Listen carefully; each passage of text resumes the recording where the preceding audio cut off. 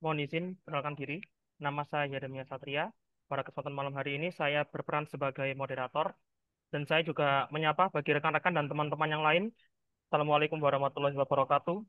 Shalom, Shalom Alaikum Bersama Hamasia.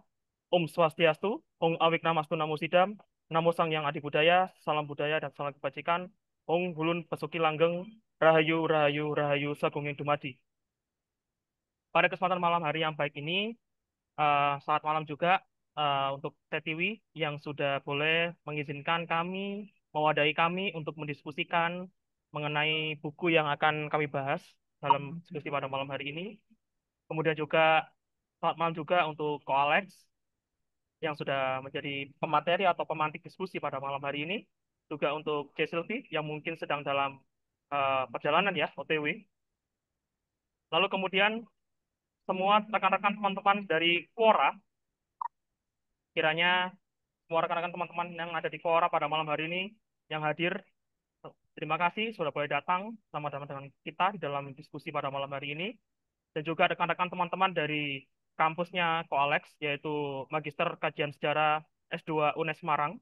Kemudian rekan-rekan teman-teman saya dari kampus S2 Magister Ilmu Sejarah Universitas Diponegoro Semarang. Rekan-rekan teman-teman yang ada di kampus S1 saya, yaitu Universitas PGRI Delta Sidoarjo.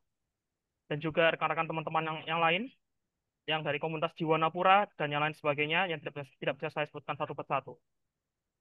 Mohon izin rekan-rekan teman-teman pada malam hari ini untuk saya membacakan mengenai tentang eh, profil dari kedua narasumber kita pada malam hari ini.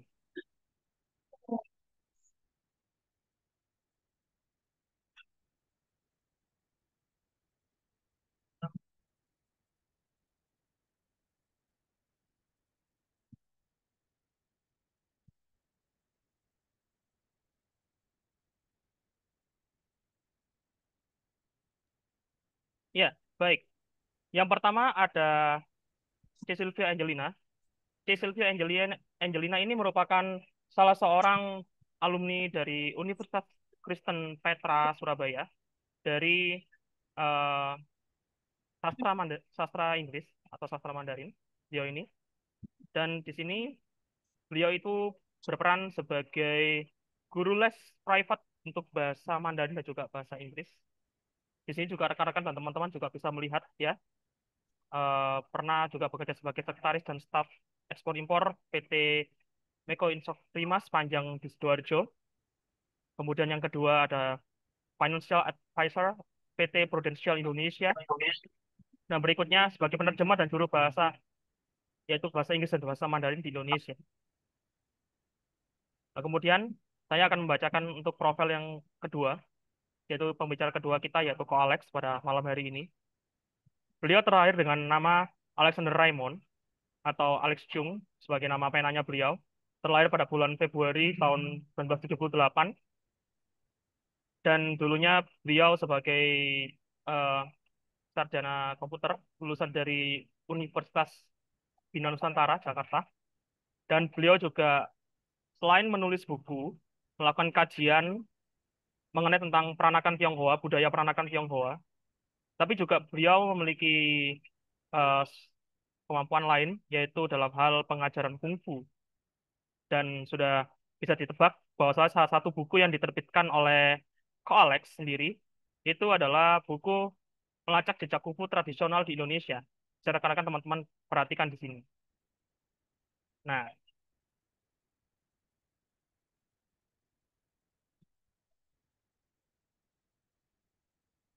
oke, dalam kesempatan pada malam hari ini, sebelum kita eh, sampai kepada inti pembicaraan diskusi kita, mungkin saya memberikan kesempatan kepada Ko Alex sebelumnya untuk eh, memberikan sepatah dua patah kata mengapa sih kita harus belajar tentang Tionghoa yang ada di Quora. Lalu kemudian apa sih itu Quora? Waktu dan tempat kami persilakan. Silakan Ko Alex. Baik, terima kasih Remia sudah membukanya. Eh, Selamat malam semuanya teman-teman. Terima kasih atas kehadirannya rekan-rekan Kora dan juga terima kasih kepada Ibu Alanda Kariza yang malam hari ini berhalangan. Beliau bersama dengan Ibu Esther Kunchara telah berkenan memberikan pengantarnya dalam buku kami ini. Juga terima kasih untuk Ibu Evariana dari Rafflesia Institute, luar biasa Bu.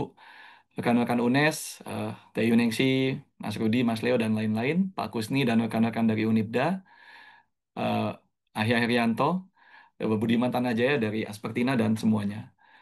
Izinkan saya menjelaskan sedikit, karena kemarin setelah flyer ini disebarkan, ada banyak teman-teman, eh, Pak Alex, Ko Alex, ini kita tahu kalau Tionghoa, tapi Quora itu apa? Gitu. Nah, ini saya izin share satu halaman saja ya, Re. Boleh saya diizinkan share ya. Silakan kau. Apakah sudah terlihat? Belum. Oke, sudah. Belum terlihat. Iya, Ah, dah. terima kasih. Jadi, pada malam hari ini, judul webinar ini adalah Tionghoa di Quora. Tionghoa kita tahu adalah etnis, salah satu etnis di Indonesia. Eh, Sedangkan Quora itu adalah sebuah sosial media. Sosial media yang dibuat pada tahun 2009, bulan Juni tepatnya. Siapa pembuatnya? Ada dua orang, Adam De Angelo dan Charlie Schiffer. Mereka ini dulu adalah mantan karyawan Facebook. Tapi kemudian mereka memiliki suatu ide yang berbeda sekali, suatu sosial media yang unik, yang menurut mereka perlu ada interaksi yang baik antara usernya gitu. Akhirnya lahirlah Quora. Sebelum saya membahas lebih lanjut, disclaimer, saya dan kami semua di sini tidak tidak dalam konteks mempromosikan sosial media ini, tetapi menjelaskan lebih tepatnya mengapa kami kemudian membukukan jawaban-jawaban kami dari media sosial tersebut ke dalam buku ini. Jadi itu tadi sekilas tentang Quora, sebuah sosial media yang Quora itu adalah question and answer. Jadi di sosial media umumnya kita biasanya posting foto-foto kita, posting kegiatan kita, buku-buku kita dan lain-lain. Tetapi di Quora ini agak berbeda. Kita bisa membahas suatu topik ya secara umum ataupun secara khusus. Misalnya kalau teman-teman semua perhatikan judulnya Tionghoa di Quora. Itu sebenarnya bisa saja kalau kata Tionghoa itu suatu objek itu kita bisa ganti yang lain. Misalnya pembahasan suku Jawa di Quora, suku Sunda, eh, dan berbagai macam suku lainnya, suku Minang atau apapun ya. Nah, jadi itu adalah suatu objek. Di Quora itu kita bisa bertanya, misalnya, mengapa sih eh, orang Tionghoa atau suku Tionghoa identik dengan warna merah? Nah, seperti itu misalnya. Di situ kita sebagai user yang sudah login nanti bisa menjawabnya kalau kita memiliki kompetensi yang jelas, kita memiliki referensi yang jelas atau literatur yang jelas. Jadi itu merupakan suatu eh, situs media sosial yang bersifat tanya jawab. Nah, pada suatu hari kami bertiga, saya, Alex, bersama kedua korawan yang lain, Sylvia dan Wahyudi, kami selama ini di media sosial tersebut sering membahas tentang topik-topik terkait Tionghoa, mulai dari budayanya, mulai dari apa eh, sastranya, kungfunya, dan lain-lain semua. Nah, setelah beberapa tahun kemudian, kami merasa alangkah sayangnya kalau jawaban-jawaban kami ini hanya terbatas di sosial media saja. Akhirnya kami kemudian sepakat untuk memilih jawaban-jawaban yang relevan dan kami mengelompokkannya dalam chapter-chapter atau bab-bab tersebut. Nah, kemudian kami bukukan. Itu sebabnya judul buku ini Tionghoa di Quora, kumpulan jawaban tentang Tionghoa di Quora Indonesia. Nah, itu sekilas penjelasan saya mengenai apa itu Quora, yaitu sosial media yang bersifat tanya jawab. Di sana kita bisa bertanya tentang apapun ya, mulai dari eh, Tionghoa, suku Jawa, suku Sunda, suku Minang, mobil, motor, apapun semuanya di sana ada. Dan kalau teman-teman yang hobi menulis, yang ingin menggali atau bertanya lebih lanjut, itu bedanya dengan AI, ini dijawab oleh manusia langsung gitu. Jadi kita bisa bertanya kepada yang kompeten di bidangnya. Tapi tentunya juga bisa aja orang menjawab yang tidak relevan gitu. Tetapi itulah dua sisi ya sosial media, ada positif, ada negatif begitu. Itu yang menurut saya kita harus memilah-milah. Itu sebabnya buku ini kemudian kami kumpulkan jawaban tersebut, jawaban-jawaban terbaik kami yang relevan, dan inilah hasilnya. Kurang lebih itu penjelasan singkat saya tentang Tionghoa di Quora. Dan buku ini telah terbit waktu itu, eh, dan mohon maaf sebelumnya buku ini sudah sold out. Terima kasih kepada Pak Didi Kuartanada yang malam ini tidak bisa hadir, Ibu Esther Kuncara, dan juga Ibu Alanda Kariza yang telah berkenan, beliau bertiga ini telah berkenan memberikan pengantar dan sambutan di buku kami ini. Eh, Sekalian saya juga mengucapkan congratulations, selamat kepada Ibu Alanda Kariza yang malam ini tidak bisa hadir karena beliau memiliki anak ya, memiliki suatu proses kelahiran yang sukses dan luar biasa.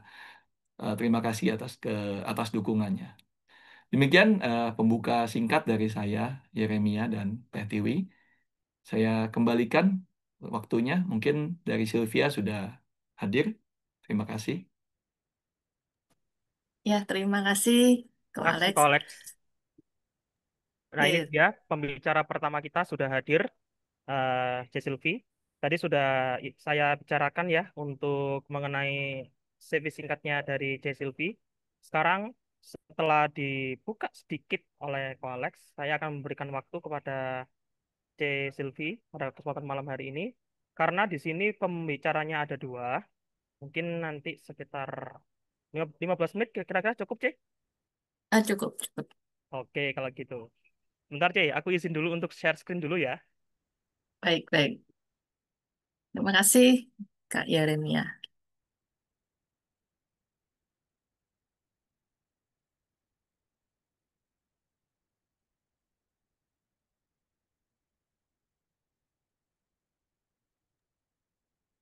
Oke, C, silakan. Baik, terima kasih Kak Yeremia. Selamat malam teman-teman semua. Saya sebelumnya mau mengucapkan terima kasih untuk Kak Tiwi, Kak Yeremia, Alex, dan juga teman-teman Quora yang sudah berkenan hadir di sini. Lalu dosen saya Ibu Esther, lalu ada juga eh, rekan seperguruan saya dari Tsuwe Tausu, Ko Javiengki. Selamat datang, terima kasih sudah hadir. Dan eh, salam kenal teman-teman semua, nama saya Sylvia. Saya salah satu penulis di buku Tionghoa di Quora ini bersama Ko Alex dan Wahyudi yang hari ini kebetulan berhalangan hadir. Nah, di buku ini kami membahas tentang hmm, buku Tionghoa di Quora ini kami membahas tentang eh, kebiasaan, adat istiadat, tradisi budaya dan seluruh yang semua topik yang berhubungan dengan Tionghoa. Di mana di platform Quora itu biasanya ada yang melemparkan pertanyaan dan kami yang akan menjawab. Nah, silakan untuk eh, Kak Yeremia, slide kedua. Nah, kenapa buku ini kami tulis? Nah, kami tulis karena yang pertama adalah sebagai wujud kepedulian kami terhadap budaya leluhur. Jadi budaya Tionghoa ini kan usianya sudah ribuan tahun ya. Jadi selama ini banyak hal-hal yang tidak ada dokumentasinya, entah itu karena hilang atau rusak. Nah, kalau di kertas kan pasti eh, akan akan rusak juga suatu saat. Jadi juga ada yang di, diceritakan dari generasi ke generasi tanpa tanpa ada rekaman atau tulisan yang jelas. Jadi kami memutuskan untuk merangkum semua pertanyaan-pertanyaan tentang Tionghoa di Quora dan membukukan buku ini. Tentunya juga karena supaya kita para etnis Tionghoa bisa lebih mengenal lagi budaya dan tradisi yang sudah lama istilahnya hampir terlupakan ya. Jadi supaya kita juga bagaimanapun kita juga harus menghormati leluhur kita dari mana kita berasal agar kita juga selalu ingat dengan leluhur karena ada istilah kita jangan sampai jadi kacang yang lupa kulitnya. Lanjut Kak Yeremia. Nah, tentunya juga dalam proses kepenulisan ini kita juga ada banyak halangan dan tantangan, di antaranya eh, referensinya sedikit. Lalu juga narasumber yang kita temui itu juga ada yang sudah meninggal dunia. Tentunya juga eh, menyulitkan kami untuk cross-check ulang. Lalu juga ada anggapan bahwa banyak bagian dari tradisi kita itu sudah tidak relevan dengan zaman sekarang. Alasannya kalau saya dari saya pribadi itu karena mungkin ribet ya. Contohnya saja misalnya seperti budaya Sanggit atau lamaran itu kan prosesinya sangat panjang, lalu harus eh, menyiapkan bahan bakunya, lalu alat persyaratannya apa aja itu kan ada juga. Jadi eh, kalau orang-orang zaman sekarang mungkin menilai terlalu panjang, terlalu ribet, maunya yang praktis. Tapi di sisi lain kita juga juga perlu untuk menjaga budaya dan tradisi ini. Tentunya juga dari kita proses penulisan itu masih butuh edit lagi, kemudian cross check, lalu juga buka dari buku-buku referensi yang lama, dari buku-buku sejarah juga termasuk.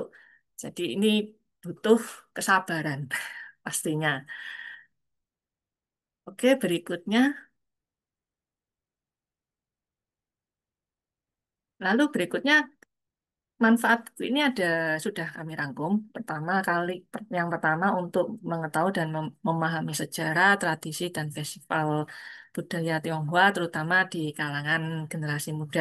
Karena saya juga mengalami sendiri ya dulu pada saat saya masih kecil, saya merayakan Imlek bersama keluarga, saya itu diberikan angpau, kemudian di dalamnya kan isi uang. Saya juga bertanya sama keluarga saya, kenapa kok yang diberi angpau itu hanya anak-anak? Lalu kenapa kok harus di amplop merah? Nah, keluarga nggak bisa menjawab itu. Jadi hanya menanggapi, ya udah dari sananya seperti itu. Tapi sebenarnya ada makna filosofis dan simbolis di balik itu. Jadinya kami menulis buku ini agar juga eh, kami mengingatkan kami para etnis Tionghoa dan juga generasi-generasi berikutnya itu eh, mengetahui, oh ternyata angpau itu dulunya itu seperti ini ceritanya. Kenapa kok harus warna merah?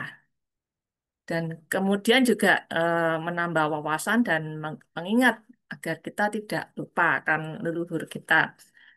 Ada pepatah di Cina kuno yang mengatakan kita jangan sampai kacang lupa kulit. Kalau nggak ada leluhur, kita juga tidak ada.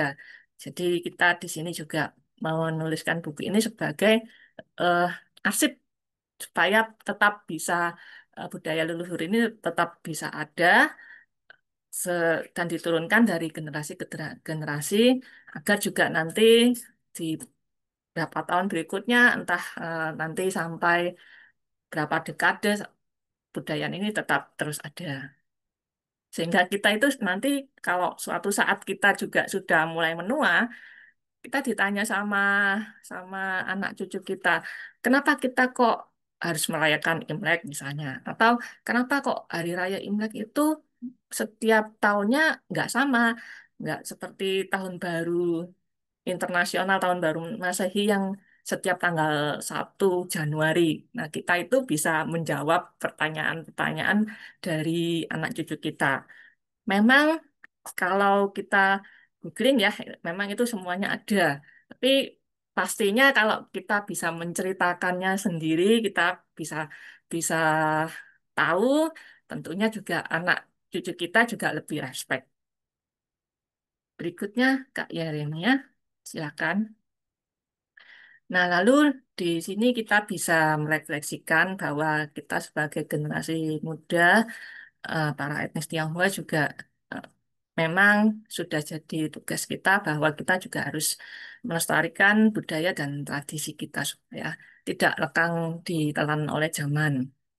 Lalu juga kita meningkatkan agar kita bisa meningkatkan kesadaran kita pentingnya kita itu menjaga warisan budaya yang berharga ini karena semua semua budaya Tionghoa yang ada di Indonesia ini pasti ada filosofisnya.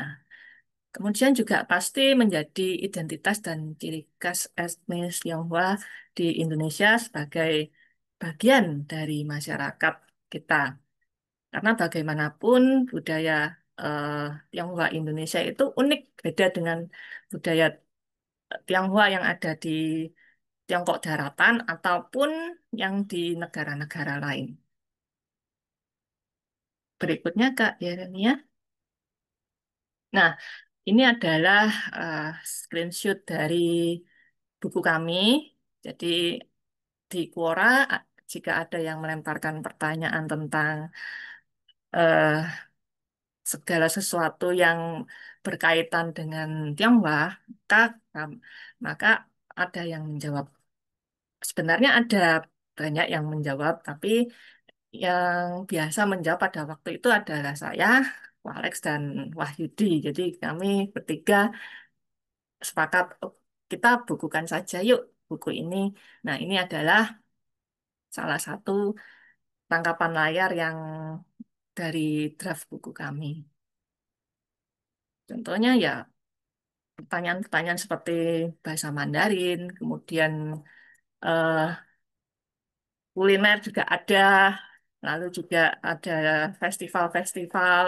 Tapi kalau yang buku-buku tentang festival itu kami kelompokkan lagi di buku yang kedua. Yang ini, yang pertama itu yang tentang segala sesuatu yang tentang Tionghoa di sini.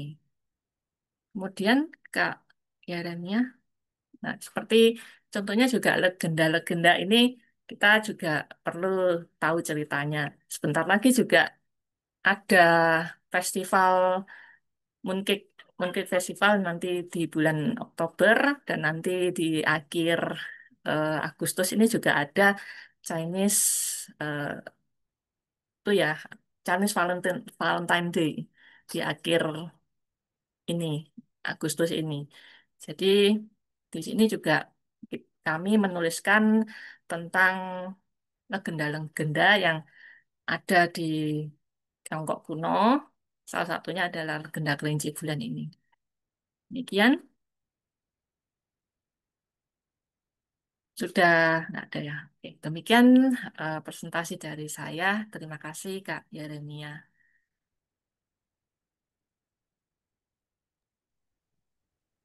Ya, terima kasih Teh Silvi untuk pemaparannya yang luar biasa pada kesempatan malam hari ini. Kita berikan aplaus dong buat pembicara kita yang pertama. Nah, luar biasa. Jadi pertama kali ketemu sama Teh Silvi ini kemarin ya, malam. Kami sempat ngobrol untuk mendiskusikan apa yang akan kami diskusikan pada malam hari ini. Siapa persiapannya matang, luar biasa, dan bangga dengan kedua senior saya, yang dimana meskipun saya sendiri seorang ampiang, itu untuk menyebut kelompok peranakan di wilayah Jawa Timur, seperti contohnya di Surabaya. Karena Desilvi kan juga besar di Surabaya, aku juga terlahir di Surabaya, meskipun tumbuh besar di Sidoarjo, ya tetangga kota. Tapi itu bisa saling memberikan apa semangat dan juga memberikan suatu keteguhan bahwasanya kita semua apa namanya akan dapat membersamai di kebinekaan ini. Meskipun hari-hari ini ya kita kebanyakan juga melihat di sosial media bendera One Piece di mana-mana, tapi tetap hati kita itu tetap satu merah putih.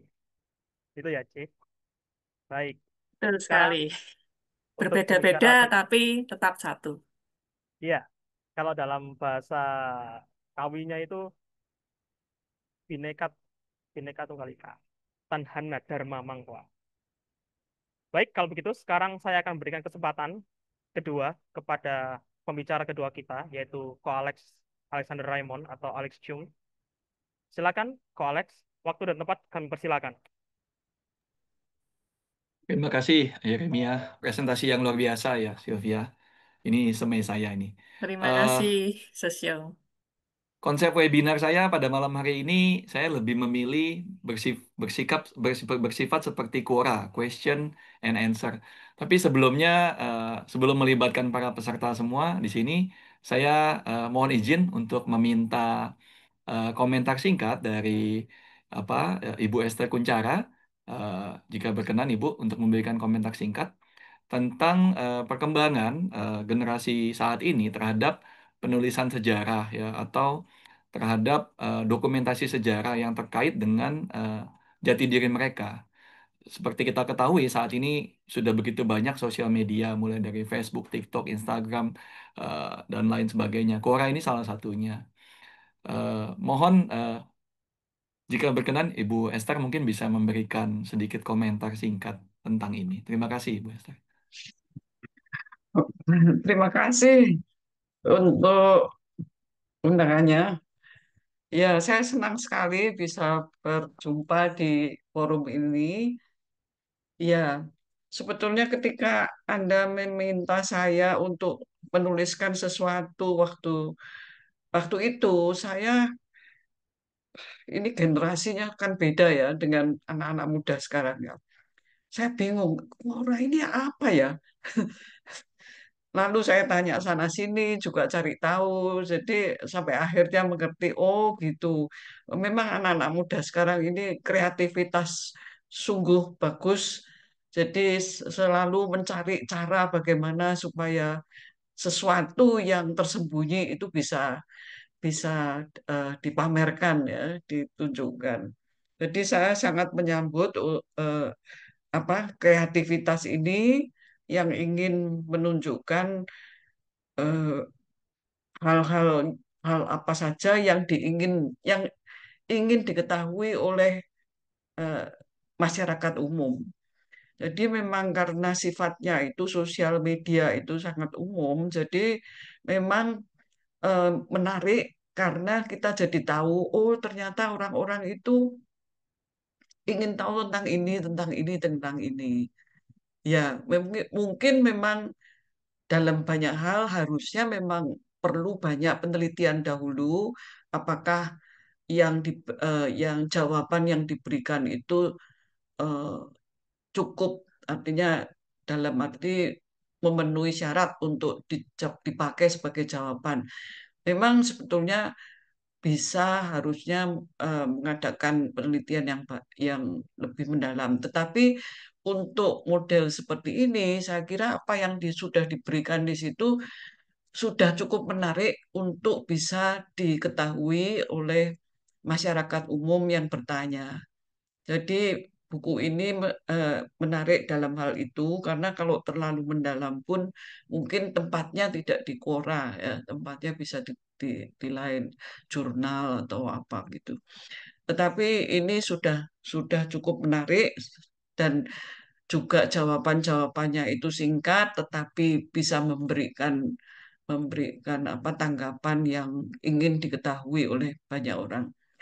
Saya kira sangat senang saya melihat anak muda sekarang yang banyak ide-ide yang bagus untuk bisa terus apa namanya menyuarakan apa yang buat mereka dirasa sangat penting untuk kita ketahui. Terima kasih sudah mengajak saya untuk berbagi berbagi ide juga dan mudah-mudahan hal-hal yang seperti ini bisa berkembang terus dan barangkali karena sekarang sudah banyak sekali sosial media lain, mungkin ada cara-cara lain yang tetap bisa dipakai dan dikembangkan dengan baik. Terima kasih sudah mengajak saya untuk datang di sini. Saya senang bisa ketemu lagi. Tempo hari sudah bertemu dengan Sylvia juga, Pak Alex juga sudah bermain di sana di eh, Petra ya dan bertemu kami juga ya mudah-mudahan suatu saat bisa jumpa lagi dan berbincang-bincang lagi. Terima kasih. Terima kasih Bu Esther. Terima kasih Bu Ya, Esther. ya Kasih Bu Prof. sama-sama. Ya, ya. Eh, yang berikutnya saya ingin meminta komentar dari sahabat kita ini ada Pak Herianto ya. Pak Herianto ini seorang lawyer.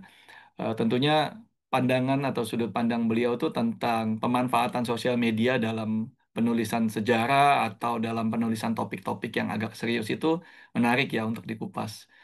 Eh, Mohon kesediaannya untuk Ahya Herianto untuk berbagi komentar atau pendapat.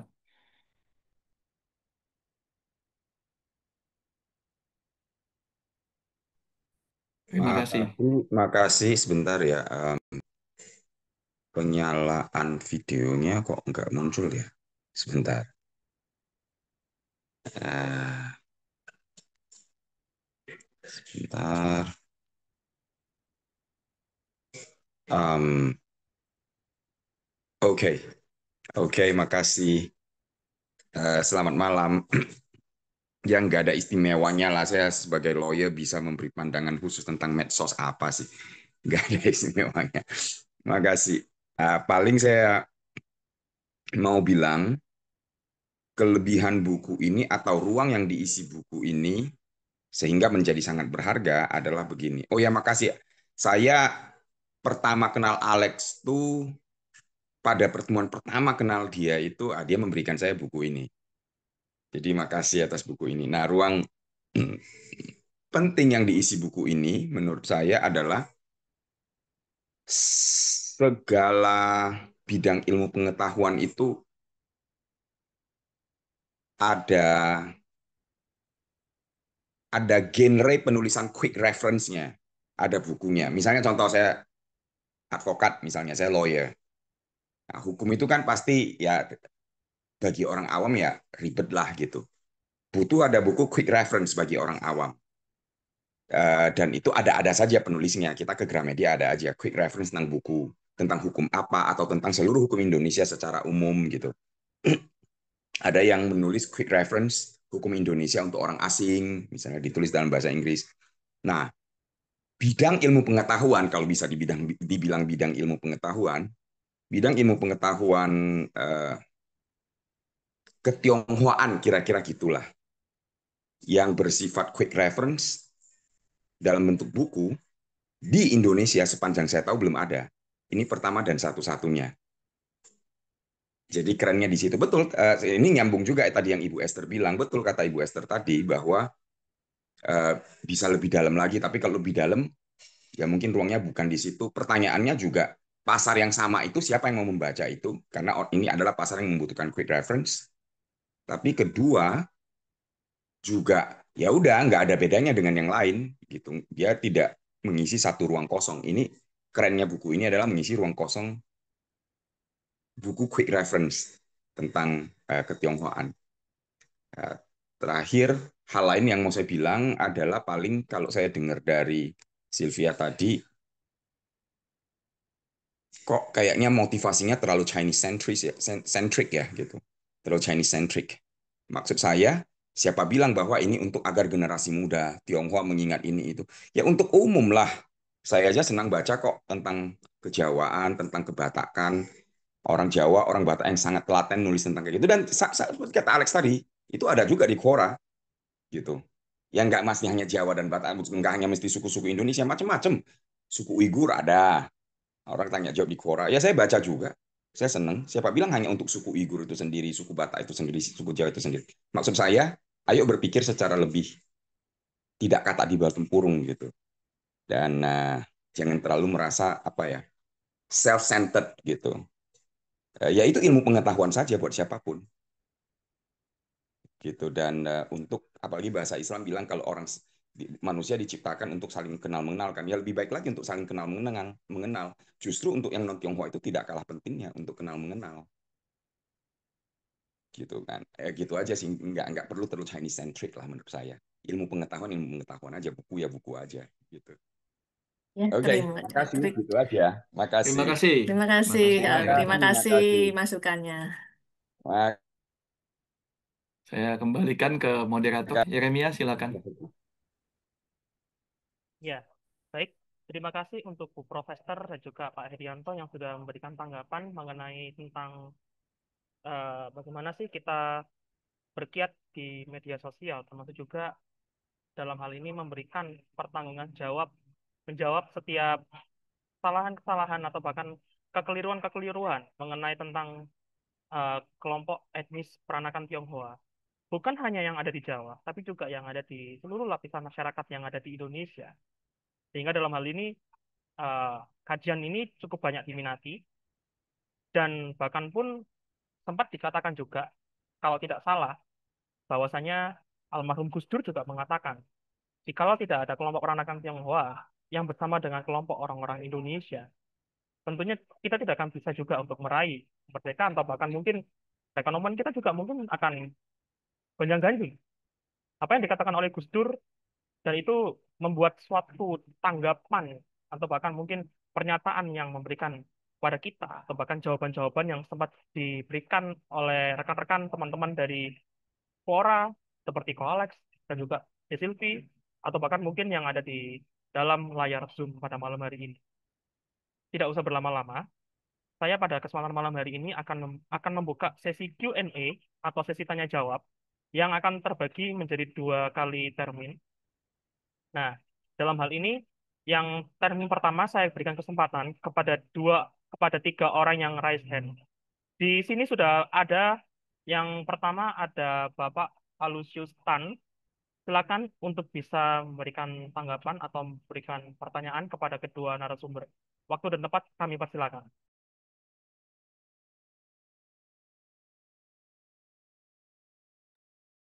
Mohon maaf, Bapak masih termute.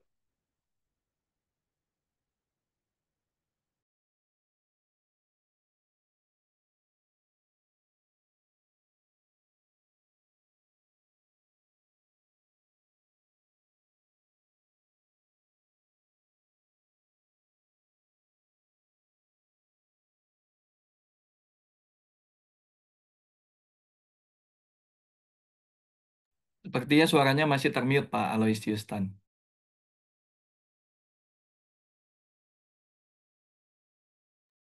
Oh, sepertinya terlempar beliau. Mungkin bisa yang lain dulu ya. Mana Ko Alex? Ya, sepertinya beliau terlempar. Kita bisa skip dulu ke yang lain. Silakan. Baik, kalau begitu, Ko Alex. Di sini di layar sudah ada 2 orang, yaitu Meme Yasmin dan juga Ko Ivan. Saya persilakan dahulu untuk Meme Yasmin. Silakan untuk bertanya atau bahkan memberikan tanggapan kepada Ko Alex ataupun C. Silvi. Waktu dan tempat dipersilakan. Baik, selamat malam Ko Alex dan Bu Silvi. Selamat malam. Jadi saya sebenarnya sih ingin bertanya tentang entah 2 hal atau gimana gitu kepada Ko Alex sama Bu Silvi ya. Jadi gini, saya kan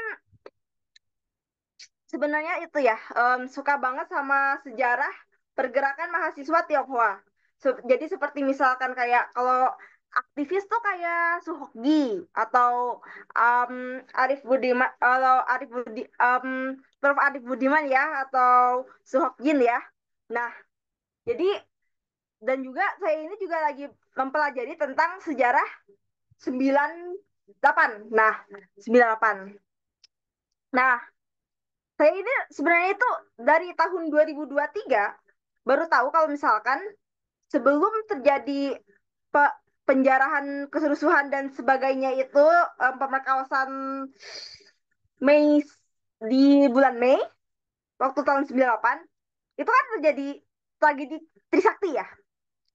Nah, saya itu baru tahu kalau waktu itu baru tahu kalau misalkan waktu itu saya masih SMA kelas 3 ya.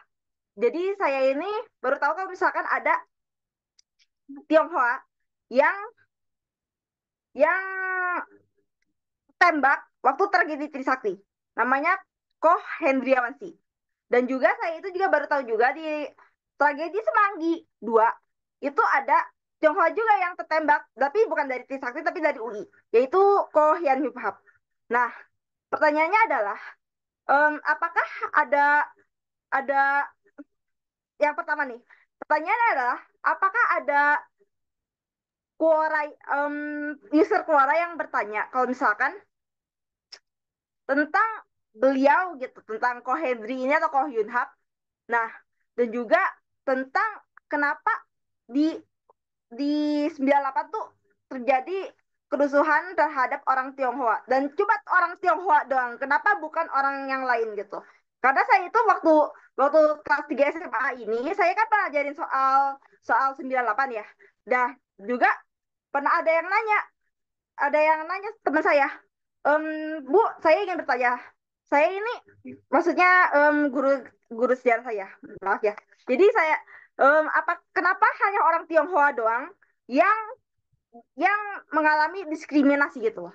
Yang kedua nih, yang kedua, saya ini lagi mempelajari saya ini lagi hype ya sama animasi lokal dan ya, saya ini emang suka animasi sih dan saya suka gambar. Nah, apakah juga ada Quora ya, user Quora juga yang bertanya kalau misalkan ada Tionghoa juga yang membuat animasi seperti itu, bukan komik ya tapi animasi, dan itu komik juga sih sebenarnya, cuma em, yang buat animasi gitu ya. Terima kasih. Oke, terima kasih Kok jadi Dewi Yasmin. berisik ya? Eh, Baiklah kalau begitu, mungkin bisa dijawab atau ditangguhkan dulu ke Alex Desulfi. Bagaimana? Eh, Saya izin langsung menjawab saja. Silakan, Terima Bro. kasih Jasmine atas pertanyaannya. Jadi Quora itu luas, suatu media sosial yang kita bisa bertanya apapun dan syukur-syukur kalau ada yang berkompeten atau memiliki jawaban yang relevan, dia akan menuliskan jawabannya.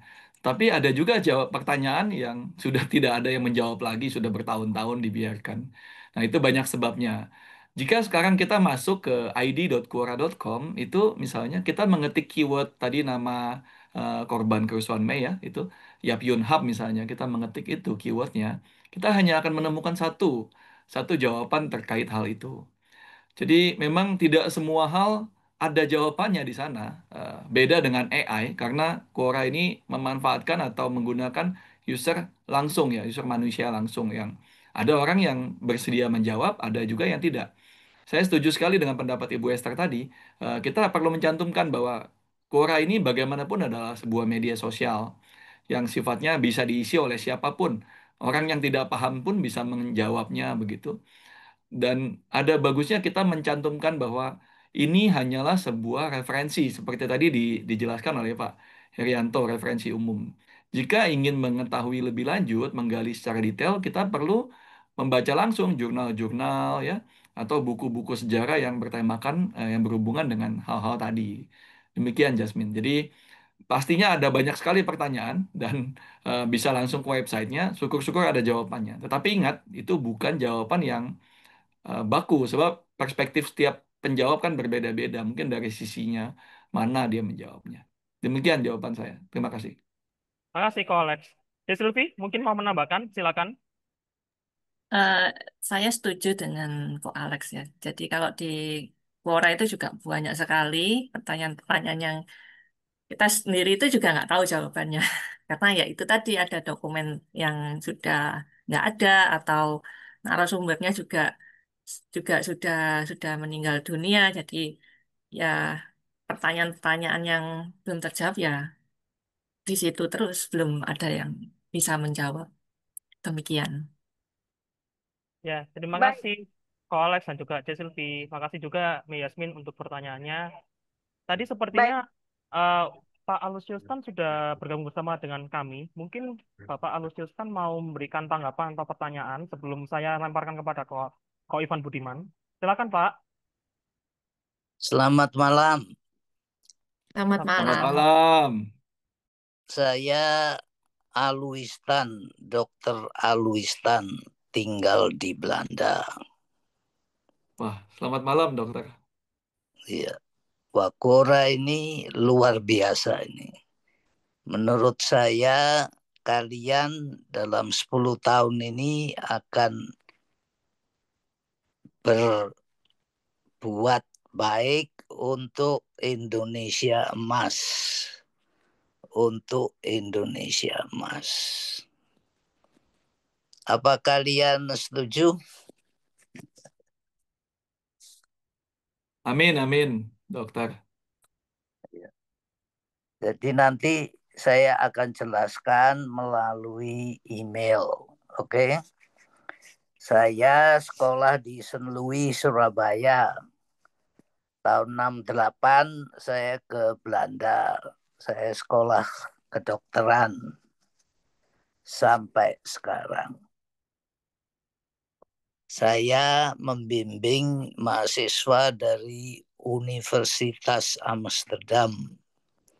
Mereka bikin startup pakai AI. Tapi startup pakai Quora itu sudah lebih dari cukup. Kita bisa merubah dunia. Kita bisa memberi inspirasi anak-anak muda. Tanpa dengan AI di Belanda, tanpa AI di Indonesia dengan Quora. Setuju? Ya, setuju. Silakan lanjut Pak Aloistan. Ya, itu yang paling penting, oke? Itu yang paling penting. Berbuat baik mudah. Just do it, oke? Kenapa hari ini saya bisa kontak dengan Alex? Yang mengatur itu dari atas. Oke? Setuju? Nanti dalam 2 bulan ini akan jelas. Oke? Maaf. Saya emosional karena apa yang kalian kerjain ini luar biasa. Oke? Kamu bisa cari di Google Aloistan. Kamu akan ketemu siapa saya itu. Oke? Terima kasih. Terima Cukup kasih. sementara. Terima kasih Pak Aloistan. Terima kasih Prof. Aloistan. Luar biasa senior kita ini. Kembali ke Yere, silakan. Baik, terima kasih untuk perkenalan dan juga tanggapan dari Pak Dr. Aloistan dari Poland. Sekarang pertanyaan ketiga akan saya berikan kepada Koifan Taruna Budiman dari Malang yang merupakan kolega saya. Silakan, Koifan, waktu dan tempat dipersilakan. Ya, malam Yeremia, malam Ko Alex, Monggo. malam semuanya. Selamat malam, Pak. Malam Kak Ivan. Ya, tadi tak perhatikan dari biodatanya Ko Alex ini ternyata kita sejaman. Tahun kelahiran 78. Berarti kita angkatan 96 ya. Tadi Siap. ya jujur saya sih ngalami sih. Saya pertama kali ngalami internet itu ya tahun 96 97-an itu bikin Hotmail pertama, terus ya macam-macam dari sekarang. Memang saya ingat zaman kita dulu ya Pak Alex ya, itu kan kalau kita mau cari referensi ya pilihannya cuma buku, cari di perpustakaan, atau mungkin sedikit kalau boleh dibilang uh, yang kalau ngomong zaman dulu kan buku. Kalau kita ngomong tadi, maaf saya bukan maksud nyindir atau apa tidak, tapi hanya untuk diskusi aja kan forum ini. Zaman dulu kita cari foto di Indonesia, saya ingat zaman saya SMA itu ada buku tebal warna hitam karyanya Bapak Iwan Gayo, buku pintar senior dan buku pintar junior. Ada rangkuman umum ilmu alam lengkap sama RPAL sama RPUL umum lengkap kayak gitu. Jadi cari referensinya itu di sono. Zaman itu search engine belum ada Mbak Google. Jangan ngomong AI. Yang Yahoo adanya Yahoo ya kalau nggak salah waktu itu ya. Itu pun nyarinya ya gitu. Terus ada Google dilengkapi. Nah, saya mengalami dulu kan nyari juga mungkin ensiklopedia Grolier atau apa yang online itu kan. Nah, sekarang ada Quora. Saya jujur sudah kenal Quora sih cukup lama. Sebelum pandemi saya sudah kenal, tapi nggak begitu, ya hanya sekitar lalu aja. Kaget kalau sekarang ternyata sesakti ini dan informasinya sebanyak macamnya ini gitu loh Pak Alex. Dan thank you, apalagi Pak Alex, Bu Sylvie dan semuanya juga menjadi penulis tetap. Saya sebagai Cindo ikut bangga gitu loh. Dan saya juga pecinta sejarah dan budaya China sih sebenarnya. Nah, kalau selama ini sih saya carinya tentang China atau apa ya mungkin ya biasanya di YouTube atau cari di Mbah Google. Ini ada resource baru ini, Quora ini. Ya, tapi memang apa ya, kebang perkembangan teknologi ini seperti tadi Pak Dokter bilang kan juga kalau nggak ada teknologi internet nggak ada mungkin gara-gara pandemi kemarin kita nggak punya Zoom ya. Dulu kan ada Skype, tapi kan nggak semenjamur kayak YouTube apa kayak sorry kayak Zoom ini. Ya saya nggak akan kenal Yeremia, nggak akan kenal Pak Alex, dan semuanya kita nggak akan ketemu kalau nggak ada teknologi. Ya jujur, apakah itu mengganggu kehidupan kita, asas kemanfaatan, anak-anak makin banyak di gadget? Well, tergantung bagaimana kita bijak dalam menggunakannya kan. Tapi yang pasti kita banyak dapat lah sumber-sumber data-data yang mungkin nggak kita ketemu di luaran yang secara fisikal nggak ketemu bukunya. Bahkan omong-omong tadi saya kebetulan lagi di Plaza Araya di Malang sini. Saya di Malang by the way. Itu ada pasarnya Gramedia. Saya mampir ke sana tanya, ada nggak bukunya Tionghoa di Quora? Nggak ada Pak, out of stock tuh. Jadi ya well menarik sih. Jadi ya saya sih ingin appreciate kepada teman-teman tadi diundang Yeremia Tionghoa di Quora. Quora yang itu dah. Ternyata betul. Canggih. Hebat-hebat kontribusinya. Thank you. Semakin tidak kenal maka tak sayang. Kira-kira. Thank you. Terima kasih, Ko. Terima kasih Ko Ivan. Silakan, Ko Alex atau C. Suti mau menanggapi tanggapan dari Ko Ivan. Monggo, Sylvia. Saya sampai nggak bisa berkata-kata. Cuman mau bilang terima kasih untuk dukungan Ko Ivan. Kami akan terus berusaha yang memberikan yang terbaik juga untuk Indonesia. Sekian. Mungkin itu dari saya. Oke, Ko Alex. Lanjut Yere. Oke, kalau gitu. Ini sesi termin pertama saya tutup ya, sudah 3 pertanyaan. Sekarang saya buka untuk sesi termin kedua. Di sesi termin kedua ini 3 pertanyaan kembali. Yang sudah ada di layar Zoom ini, yang mengangkat tangan, saya berikan kesempatan dulu kepada Taci Eva Riana, lulusan dari Pendidikan Sejarah UNJ dan sekarang sedang melaksanakan doktoral S3 di Doktoral Ilmu Sejarah UI. Silakan Taci Eva, waktu dan tempat dipersilakan. Ya baik, terima kasih Mas Firly untuk kesempatannya. Ya, salam Ko Alex dan Mbak Sylvia.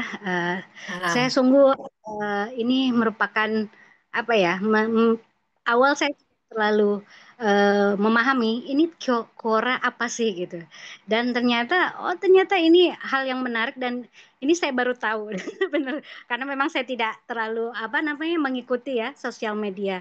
Tapi kalau saya melihat dari judulnya ini tentang bagaimana buku ini ditulis dari hasil kumpulan jawaban dari platform tanya jawab.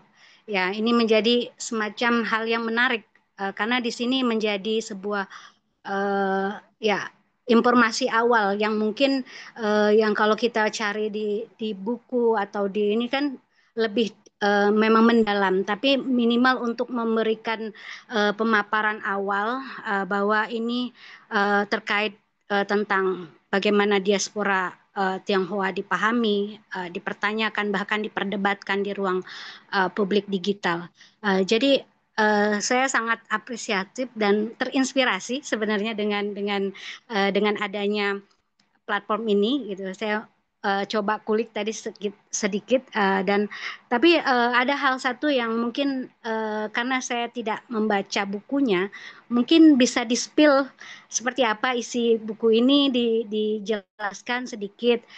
Terus bagaimana di dalam buku ini tersendiri, ketika ada pertanyaan jawaban itu, apakah juga diperlihatkan perdebatan atau semacam dinamika dialog di dalam buku, dalam platform itu pun dimasukkan dalam buku ini. Kemudian yang menarik dari saya sendiri melihat sekiranya buku ini adalah suatu buku yang dihasilkan dari, ya, tidak hanya dari sudut pandang ilmiah akademik, tapi justru lahir dari ruang interaksi informal, dan itu sangat menarik bagi saya. Dan ini sehingga isi daripada jawaban-jawaban itu memang lebih hidup, lebih cair, dan juga ini lebih dekat dengan kegelisahan dari masyarakat yang mempertanyakan dari diskusi terkait Tionghoa ini. Mungkin itu saja, mungkin lebih di-spill apa sih isinya, karena ini kan kita lebih ke bedah buku ya, jadi mungkin saya agak cukup bertanya-tanya seperti apa gitu. Itu saja, terima kasih Mas Jeremy, Ko Alex, terima kasih.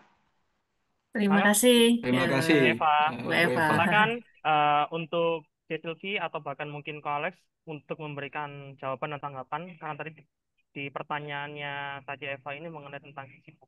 Bisa di-spill dikit Ya, ini. silakan Sylvia mungkin di-share lagi tadi halaman itu tadi ya ada contoh bukunya Iya, yang tadi eh, itu supaya lebih contoh jelas halaman. menjawabnya. Ya, Kak Yeremia tadi tolong dibantu eh, yang tangkapan layar Ya, dari bentar. buku. Makasih.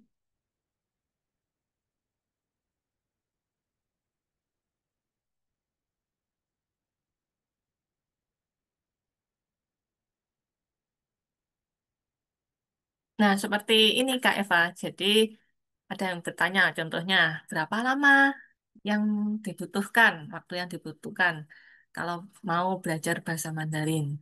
Nah, itu kami jabarkan di sini. Jadi dari prosesnya bagaimana, kemudian seperti ini kan saya bilangnya normalnya 2 tahun, tapi tergantung nanti juga masing-masing setiap orangnya juga berbeda. Jadi di situ kami ceritakan detail prosesnya bagaimana. Formatnya ya seperti ini. Ada pertanyaan lalu kita jawab sesuai dengan kompetensi dan pengalaman kami. Lalu apakah ada interaksi? Ada. Jadi di situ ada kolom komentar. Jadi dari user Quora yang lain bisa menanggapi atau juga bisa ingin menambahkan. Nah, apakah itu dituliskan juga di bukunya? Yang kami tuliskan yang jawaban kami ini. Jadi seingat saya komentarnya, komentar-komentar di bawahnya itu tidak benar ya, Alex ya. Seingat seingat saya begitu.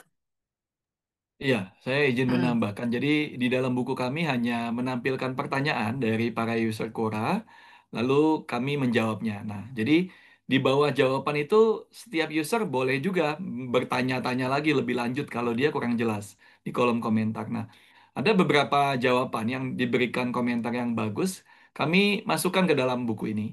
Jadi di dalam jawaban tersebut kami lengkapi supaya menjawab komentar yang tidak kami masukkan itu. Jadi kurang lebih seperti itu. Karena setiap pertanyaan di Quora itu kan seperti sosial media ya. Ada orang posting, kita bisa kasih komentar. Kalau komentar itu nanti ada orang lagi mereply, lalu bisa akan panjang sekali. Jadi kami membatasi isi buku ini hanya pada pertanyaan terpilih. Contoh, mengapa setiap Imlek orang Tionghoa dapat angpao? Nah, itu kita pilih pertanyaannya, lalu kita menuliskan jawabannya. Nah, jawaban itu kita cari yang terbaik dan kita masukkan. Tapi kembali lagi, di sini bukan sesuatu yang sifatnya eksklusif, tetapi kita memilih untuk mendokumentasikan itu. Kita bisa melihat di Quora itu ada banyak sekali terkait hal-hal yang lain di luar Tionghoa.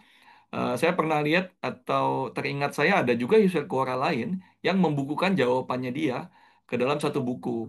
Dia seorang dancer ya, penari gitu. Jadi dia membukukan jawaban-jawaban di Quora tentang jawaban dia terkait tarian-tarian begitu. Demikian kurang lebih Bu Eva jawaban kami. Terima kasih. Baik. Bagaimana? Taci Eva? Aman ya? Oke, kalau begitu. Terima kasih untuk pertanyaannya. Sekarang di samping saya ada Bung Gema Budiarto dari lulusan S3 Ilmu Sejarah Undip, Doktoral Ilmu Sejarah. Silakan Bung Gema untuk membuka layar dan juga membuka mikrofonnya. Waktu dan tempat dipersilakan.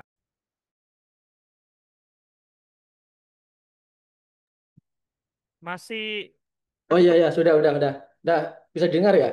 Halo. Ma- Baik, Jelas, selamat Mas. malam Yeremia dan semuanya selamat malam ya. Malam, Selamat malam. malam. Saya sangat mengapresiasi buku Tionghoa di Quora ini. Jadi terciptanya buku Tionghoa di Quora karya Ko Silvi sama C Silvi, Ko Ko Alex, maaf. Ko Alex dan C Silvi ini eh, menurut saya ini adalah usaha keras ini ya, sangat usaha usaha keras sekali. Jadi saya ingat filsuf dari Tiongkok. Maaf kalau apa namanya pronunciation saya salah menyebutnya Mozi ya, filsuf Moze. Cina. Mozi. Nah, maaf. Nah, itu kalau nggak salah pernah mengatakan seperti ini. Hal-hal dapat dibangun dan peristiwa dapat terjadi melalui usaha manusia yang keras. Nah, jadi ini terciptanya buku Tionghoa di Quora ini adalah usaha yang keras dari Ko Alek dan C. Silvi. Nah, saya sangat mengapresiasi sekali. Nah, jadi di sini saya ada satu pertanyaan ya ke apa namanya ke Ko Alex atau mungkin yang lain. Jadi gini, bagaimana tanggapan user non Tionghoa ya terhadap budaya Tionghoa peranakan yang ada di Jawa, khususnya di Jawa atau pada umumnya itu di Indonesia lah seperti itu. Terima kasih. Ya, Baik, terima kasih terima Bung Gema. kasih, Mas Gema. Silakan Cecilku atau Ko Alex untuk memberikan tanggapan dan jawaban. Monggo. Ya, siap. Saya izin menjawab, Mas Gema. Terima kasih. Bukan suatu usaha yang bagaimana, kami hanya mencoba membukukan saja sebenarnya. Terima kasih apresiasinya. Jadi kalau pertanyaan tadi Mas Gema, apakah ada apa pendapat atau komentar yang terkait dengan itu di Jawa? Banyak sekali ya pertanyaan-pertanyaan yang normal, yang serius, sampai yang nyeleneh tentang istilah-istilah Tionghoa, mulai dari yang memakai kata Cina, Tionghoa, Cindo, ya, ada berbagai macam pertanyaan seputar itu. Jadi sebenarnya media sosial ini bisa kita gunakan untuk misalnya meluruskan sejarah atau menyampaikan sejarah yang selama ini dihilangkan gitu. Tetapi tentunya ada keterbatasan. Media sosial ini kan bukan sesuatu yang dianggap sebagai sumber yang serius, yang ilmiah, yang seperti jurnal begitu. Benar-benar. Itu sebabnya di dalam jawaban-jawaban kami itu biasanya kami selalu mencantumkan catatan kaki terkait literatur-literatur apa saja yang menjadi referensi jawaban kami tersebut. Supaya setidaknya itu bisa memantik para user yang bertanya untuk menggali lebih lanjut dari referensi yang kami cantumkan di bagian bawah jawaban kami sebagai daftar pustaka. Kurang lebih seperti itu. Tapi tentu saja banyak juga yang user-user yang dalam tanda petik seperti bot gitu atau tidak jelas. Mereka nanyanya apa juga nggak jelas. Ada yang bernuansa kebencian dan menghina, bully dan sebagainya. Itu hal yang umum di medsos ya. Itu menjadi tantangan semua kita semua. Di sini juga ada rekan-rekan Quora ya yang hadir. Mungkin setelah ini kita bisa tanya pendapat atau pengalaman mereka yang mengetik topik lain tentang atau di luar Tionghoa gitu. Saya yakin menarik sekali bagaimana mereka menghadapi ada yang kita berusaha menjawab dengan baik, lalu ada yang menambahkan komentar dengan yang tidak nyambung atau bahkan menghina. Ada seperti itu. Benar. Iya, iya. Betul. Nah, jadi untungnya di Quora itu ada fitur hapus komentar. Lalu kita bisa blok usernya. Eh, jadi itu salah satu fitur yang menurut saya bisa membantu dalam tanda petik membersihkan jawaban kita dari hater-hater atau user-user yang tidak bertanggung jawab. Tapi tentunya kita capek sekali ya kalau ada ribuan orang memberikan komentar aneh gitu. Kita harus capek sekali menghapus dan memblokir. Jadi yang biasanya saya lakukan setelah kita mempublish jawaban kita menantikan beberapa komentar yang membangun, yang menambahkan, yang positif. Setelah itu kita bisa tutup kolom komentar. Nah, itu tujuan kita tercapai untuk mengumumkan jawaban tersebut. Itu saja tujuannya, bukan untuk ajang debat di sana. Walaupun ada banyak user seperti itu. Kurang lebih seperti itu. Terima kasih Mas Gema. Oke, oke, thank you kok, thank you. Mencerahkan Sama-sama. sekali ini. Makan, Si Silvi. Iya, mau menambahkan sedikit. Jadi yang menulis buku ini adalah saya, Ko Alex, sama Ko Wahyudi Pradana yang kebetulan berhalangan hadir di malam hari ini. Jadi, Oke, oke, oke, Cek. ya nggak apa-apa, nggak masalah. Ya selama ini yang di Quora memang tadi yang seperti dikatakan Ko Alex ya. Jadi memang ada yang bertanya lebih lanjut, ada juga yang ya macam-macam ya. Tapi itu tadi kami di sana juga tidak ingin berdebat, tidak ingin cari musuh juga. Kami hanya ingin membagikan pengetahuan kami, pengalaman kami di supaya lebih bermanfaat buat semuanya yang membaca. Demikian. Oke, Gimana? Bung Gema masih mau menambahkan cukup. pertanyaan? Terima Cukup. kasih, terima kasih Baik, ya. terima kasih. Yuk, kita berikan applause bagi rekan-rekan dan teman-teman yang sudah memberikan tanggapan dan juga jawaban ke Alex dan juga Jessilvi. Dan sepertinya di sini saya sempat ada satu pertanyaan dari kolom chat komentar. Mohon izin saya membacakan ya bagi Ko Alex dan juga Jessilvi. Bentar. Ini dari Ibu Yuning sih. Sepertinya beliau ini rekan Ko Alex dari UNES. Saya masih membacakan pertanyaannya beliau. Izin bertanya, bagaimana diskusi informal seperti dalam Quora bisa memberi pemahaman yang lebih jujur atau jujur banget tentang budaya Tionghoa atau Cina? Kemudian bagaimana cara penulis bertiga menyaring percakapan dalam Quora ini, baik untuk dicetak seperti buku ini? Mungkin Ko Alex atau Cecilvi mau memberikan tanggapan atau memberikan jawaban? Silakan. Ladies first, silakan Sylvia.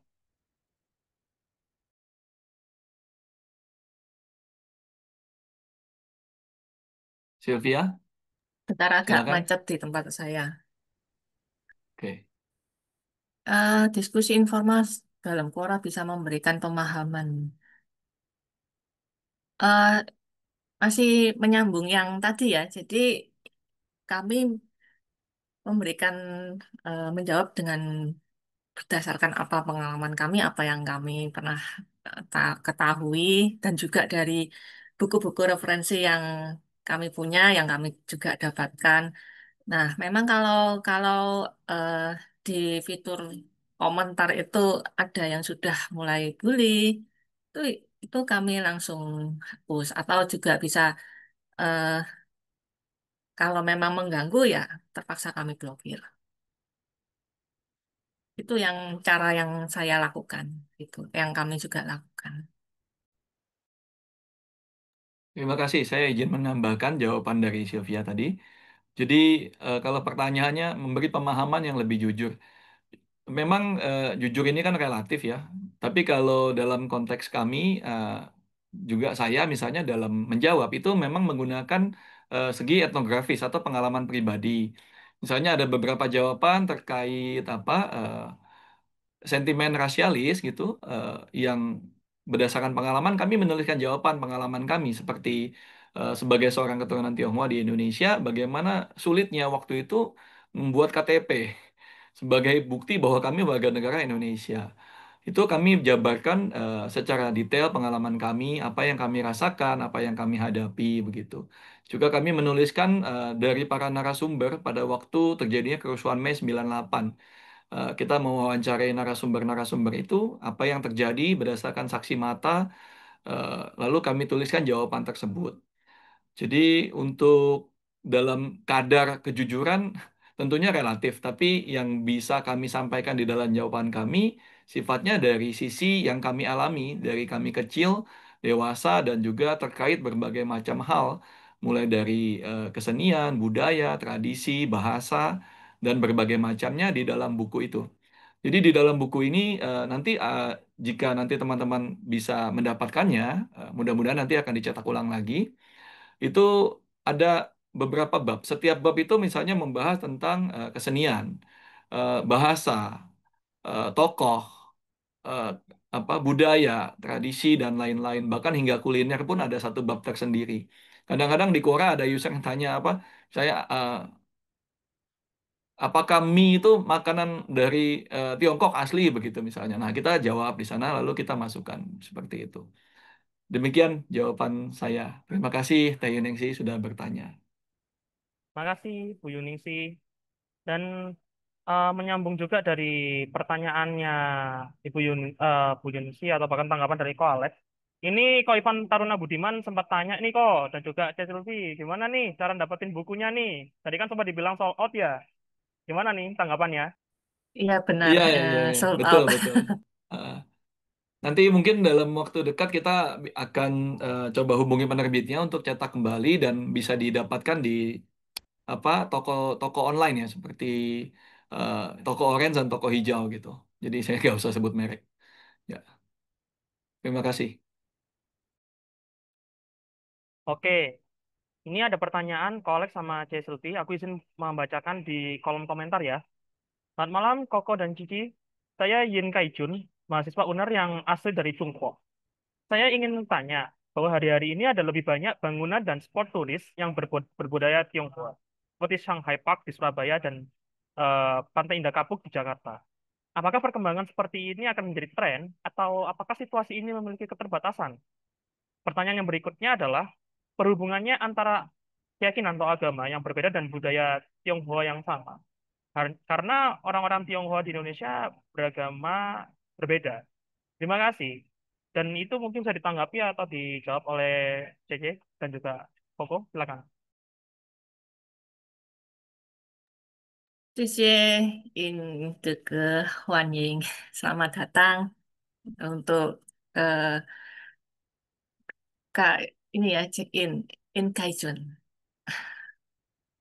Salut sekali bahasa Indonesia bagus. Ya, saya sungguh apresiasi. Sayangnya memang saya Shanghai Park ini memang baru dibuka ya. Saya belum sempat ke sana karena jaraknya cukup jauh dari tempat saya.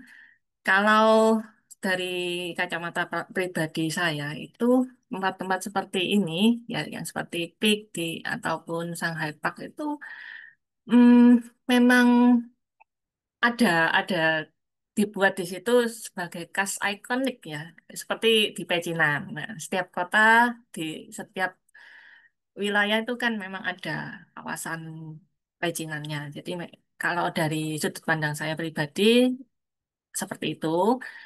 Eh, Lalu seperti hubungannya apa? Saya rasa antara budaya Tiongkok sendiri dengan yang budaya Tionghoa yang Cindo yang di sini itu ada perbedaannya. Bedanya banyak sekali ya, seperti dari cara berpakaian dan juga kebiasaan itu juga berbeda. Hmm, Kalau untuk agama, eh, saya kurang begitu yakin ya. Jadi saya mohon maaf nggak bisa menjawab di sini. Ya memang kalau kalau di Indonesia memang agama dari etnis Tionghoa ini berbagai macam ya. Tapi kita tetap satu. Ya, jadi ada yang eh, Chinese tapi yang beragama Kristen apapun yang Muslim, saya rasa semua ada. Demikian yang bisa saya berikan tanggapan. Terima kasih sebelumnya.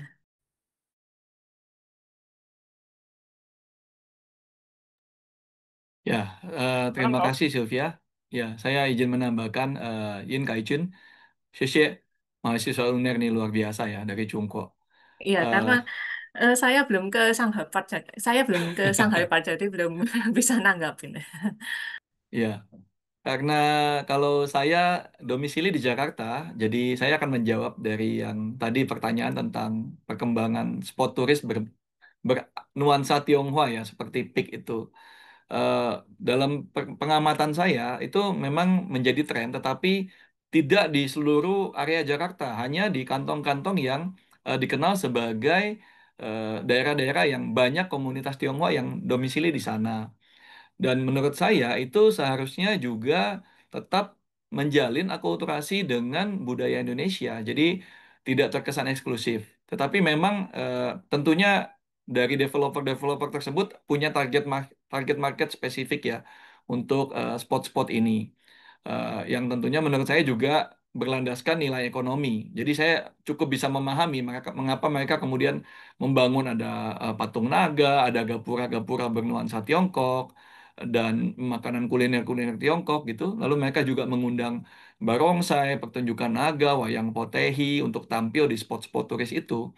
Memang tujuannya adalah untuk tentunya perkembangan ekonomi yang dibangun sengaja untuk menarik turis. Tetapi kalau saya perhatikan yang datang justru lebih banyak bukan dari kalangan Tionghoa sendiri, tetapi non-Tionghoa dari Jakarta Selatan, Jakarta Pusat, dan lain-lain. Dan menurut saya itu suatu kemajuan supaya bisa saling memperkenalkan gitu. Itu mengenai spot turis. Eh, tetapi sedikit saran atau masukan saya tentunya kita perlu juga membangun suatu eh, spot itu bukan hanya tematik tertentu, tetapi juga mempertimbangkan akulturasi terhadap budaya di kota tersebut. Lalu mengenai hubungannya antara agama yang berbeda dengan budaya Tionghoa. Setahu saya selama ini budaya Tionghoa itu bisa masuk ke banyak tempat ya. Kalau kita perhatikan misalnya mungkin teman-teman ada yang dari Katolik, mungkin pernah menyaksikan misa Katolik itu bernuansa Imlek. Membawa persembahan juga dalam berupa jeruk ya yang dibawa ke meja altar. Kalau agama-agama Tionghoa seperti Konghucu, eh, Buddha, Taoisme itu sudah jelas. Tapi agama-agama lain setahu saya eh, lebih cenderung sifatnya netral ya dalam hal ini. Budaya Tionghoa ini absorbing sifatnya dan bisa masuk ke banyak tempat, kemana saja. Gitu. Demikian pendapat saya. Terima kasih, Yin Kai-chun. Terima kasih Ko Alex dan juga Silvi. Ini tadi sempat ada juga tanggapan dari Ko Ivan. Ko Ivan bilang bahwasannya buku ini seharga 250.000. Harga awalnya berapa ya harga awal dari buku ini ya? Kalau boleh dijawab dan ditanggapi oleh kedua narasumber. Silakan. 100 ribuan ya. Eh, kok Alex saya juga agak lupa karena Betul, ini sudah lama ya. itu sekitar 100 ribuan saja karena kami berpikir itu hanya untuk mengganti ongkos cetak supaya tujuannya buku ini bisa terjangkau dan menjadi penambah wawasan bagi pembacanya. Tetapi mungkin karena kelangkaan, jadi dia naik harganya gitu. Nanti mudah-mudahan setelah dicetak ulang harganya bisa normal kembali. Terima kasih. Terima kasih Cece dan juga Koko. Mungkin ada rekan-rekan dan teman-teman yang mau bertanya kembali, dipersilakan. Atau bahkan yang mau mengetik, silakan.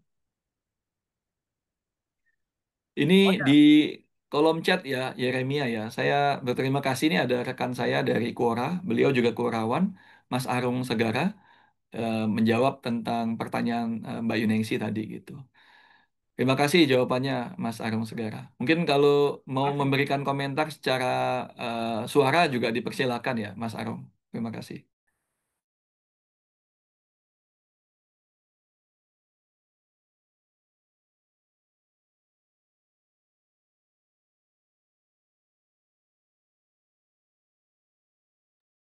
Oh ya, kok Cecil ini ada pertanyaan atas nama Muhammad David.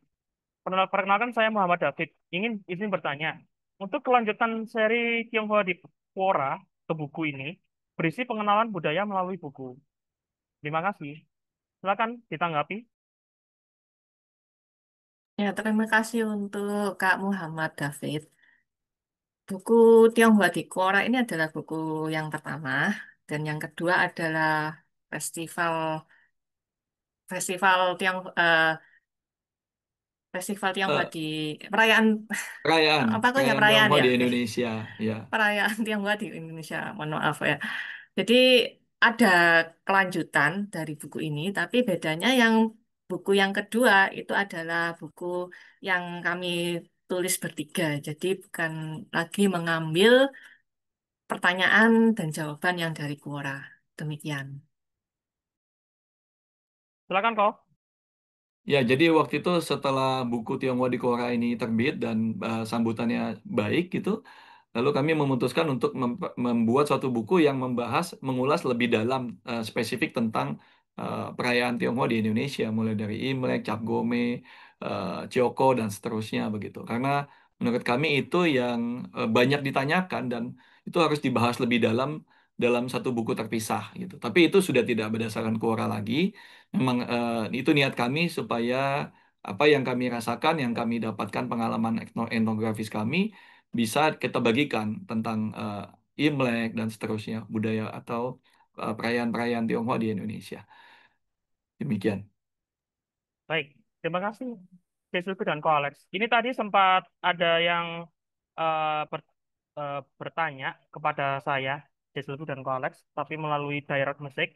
Sepertinya ini beliau berasal dari keluarga Han, sepertinya eh, Om Han Hosan. Mungkin Om Han Hosan dari Jember ingin memberikan tanggapan atau mau bertanya, bisa dibuka. Silakan.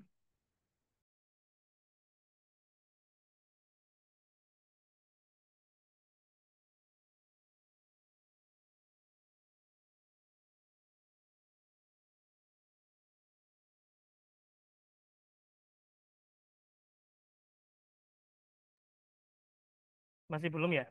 Atau terputus? Karena ini baru saja dapat pesan ini, tiba-tiba bilangnya mau izin perkenalan langsung, tapi dilihat dari namanya Han Ho itu sama seperti kelompok apa keluarga Han yang di Pasuruan ya, kan ada Han Ho Chuan, Han Ho Lam, Han Ho Tong sebagai leluhurnya dari Ong Ho Ham itu. Dan juga di malam hari ini juga bergabung bersama dengan kita ada Ko Moses, Ko Moses dari Bersukaria Walking Tour Surabaya. Selamat malam Ko Moses, terima kasih sudah boleh hadir bersama dengan kita. Terus juga ada Ais Sinta Devi, senior, yang malam hari ini baru sampai di Semarang. Wow, luar biasa. Dan mengikuti diskusi pada malam hari ini. Luar biasa sekali. Kita banyak kedatangan tamu-tamu luar biasa nih. Eh Kolek dan juga Sylvie. Atau mungkin ada yang mau memberikan pertanyaan, tanggapan, atau yang lainnya, dipersilakan. Sebelum nanti kami akan menutup sesi tanya jawab ini. Kalau boleh ya Yeremia, karena ini kita bahas tentang Quora ya, itu menarik buat saya kalau sifatnya ini diskusi atau interaktif ya. Saya juga ingin melempar pertanyaan bagi peserta, memantik pertanyaan. Kira-kira bagaimana tanggapan teman-teman terhadap penggunaan sosial media ini, seperti di Quora misalnya, untuk membuat suatu topik gitu. Karena kita tahu sosial media ini kan dua sisi ya, bisa negatif, bisa positif. Mungkin teman-teman punya pengalaman menarik dalam penggunaan sosial media ini dalam konteks mengangkat suatu topik, terutama sejarah ya, begitu. Karena ini kita di dalam komunitas temu sejarah. Monggo silakan teman-teman, saya persilakan.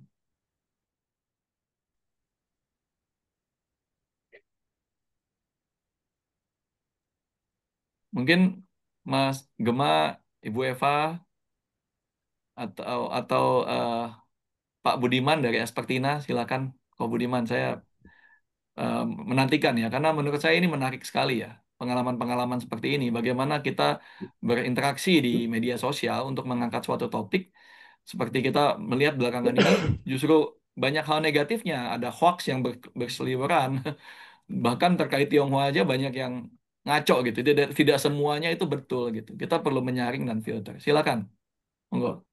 Baik, saya izin apa namanya izin menanggapi ya aku, Ko Siap, Alex. siap.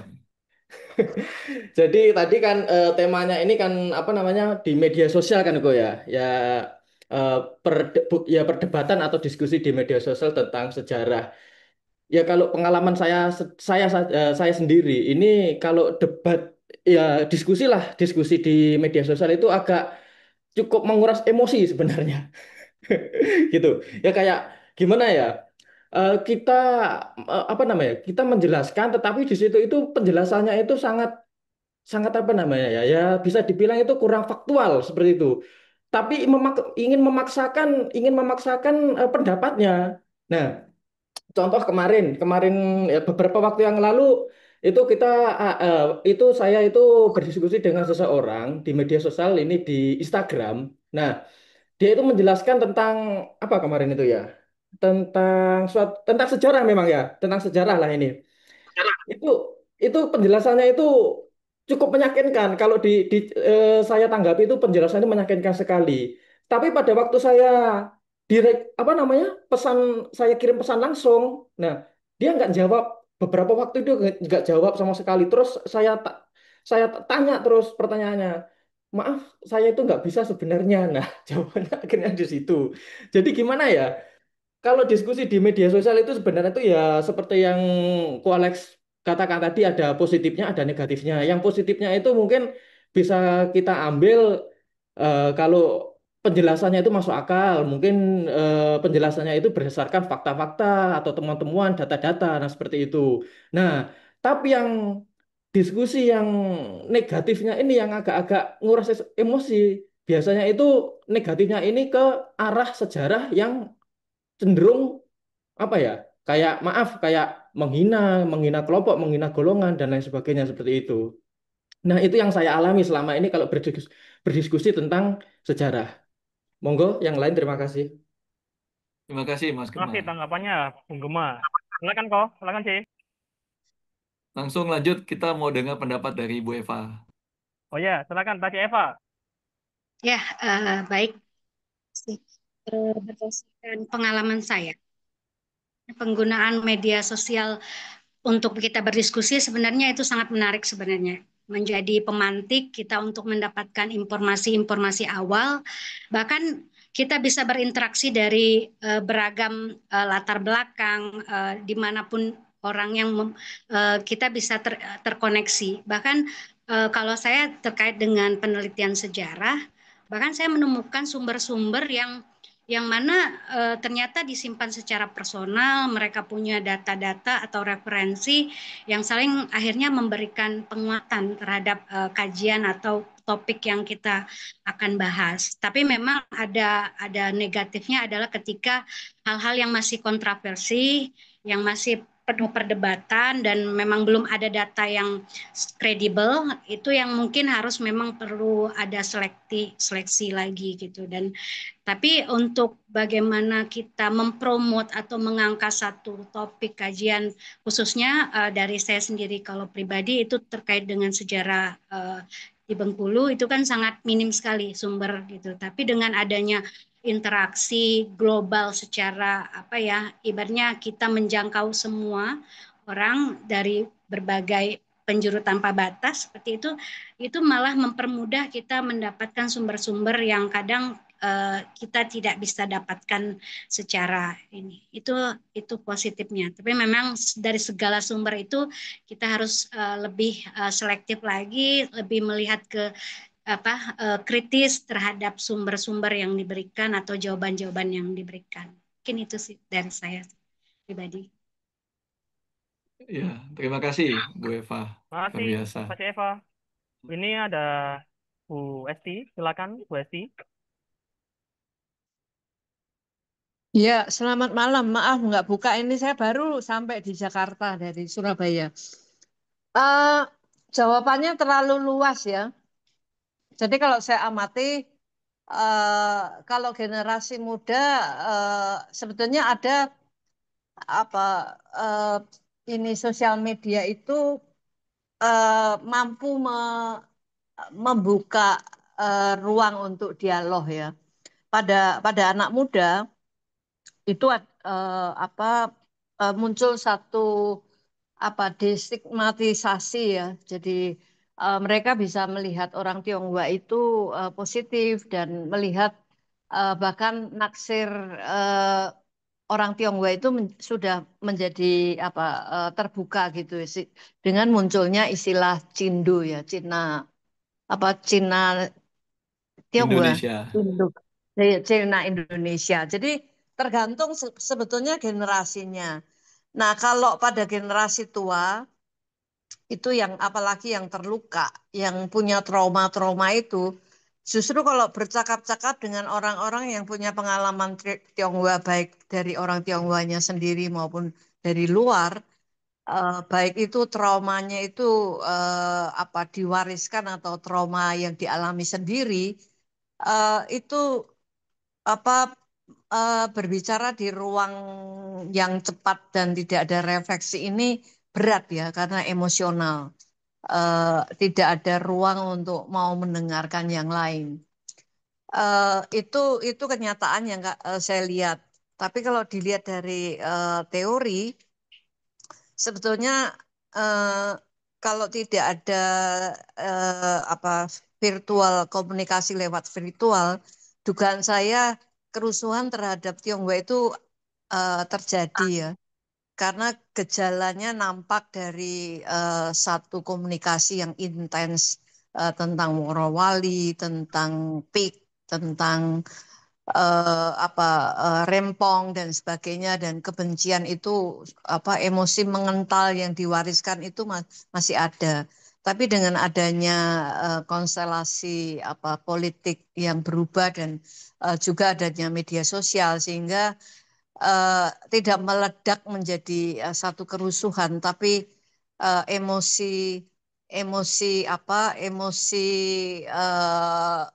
emosinya masih mengental kuat gitu. Saya tadi setuju ya. Jadi kalau ada PIK itu belum siap untuk hadir di Indonesia, di mana hanya kultur salah satu kultur, dan itu adalah kulturnya menampilkan kemewahan gitu ya. Jadi mungkin butuh waktu untuk model-model seperti itu kalau dikaitkan dengan perkembangan kemanusiaan dan hak asasi manusia. Tapi saat ini sebetulnya budaya-budaya yang dikembangkan itu lebih cocok yang bersifat integrasi ya, alkulturasi, dialog dan sebagainya. Kalau menampilkan kebudayaan sendiri nggak masalah ya, karena itu sebagai sebuah identitas. Tapi sebetulnya kebudayaan itu sendiri berubah ya. Kalau saya lebih senang melihat persoalan Tionghoa yang ada di Indonesia dan kulturnya, karena kultur itu berubah ya. Saya baru ketemu Pak Halim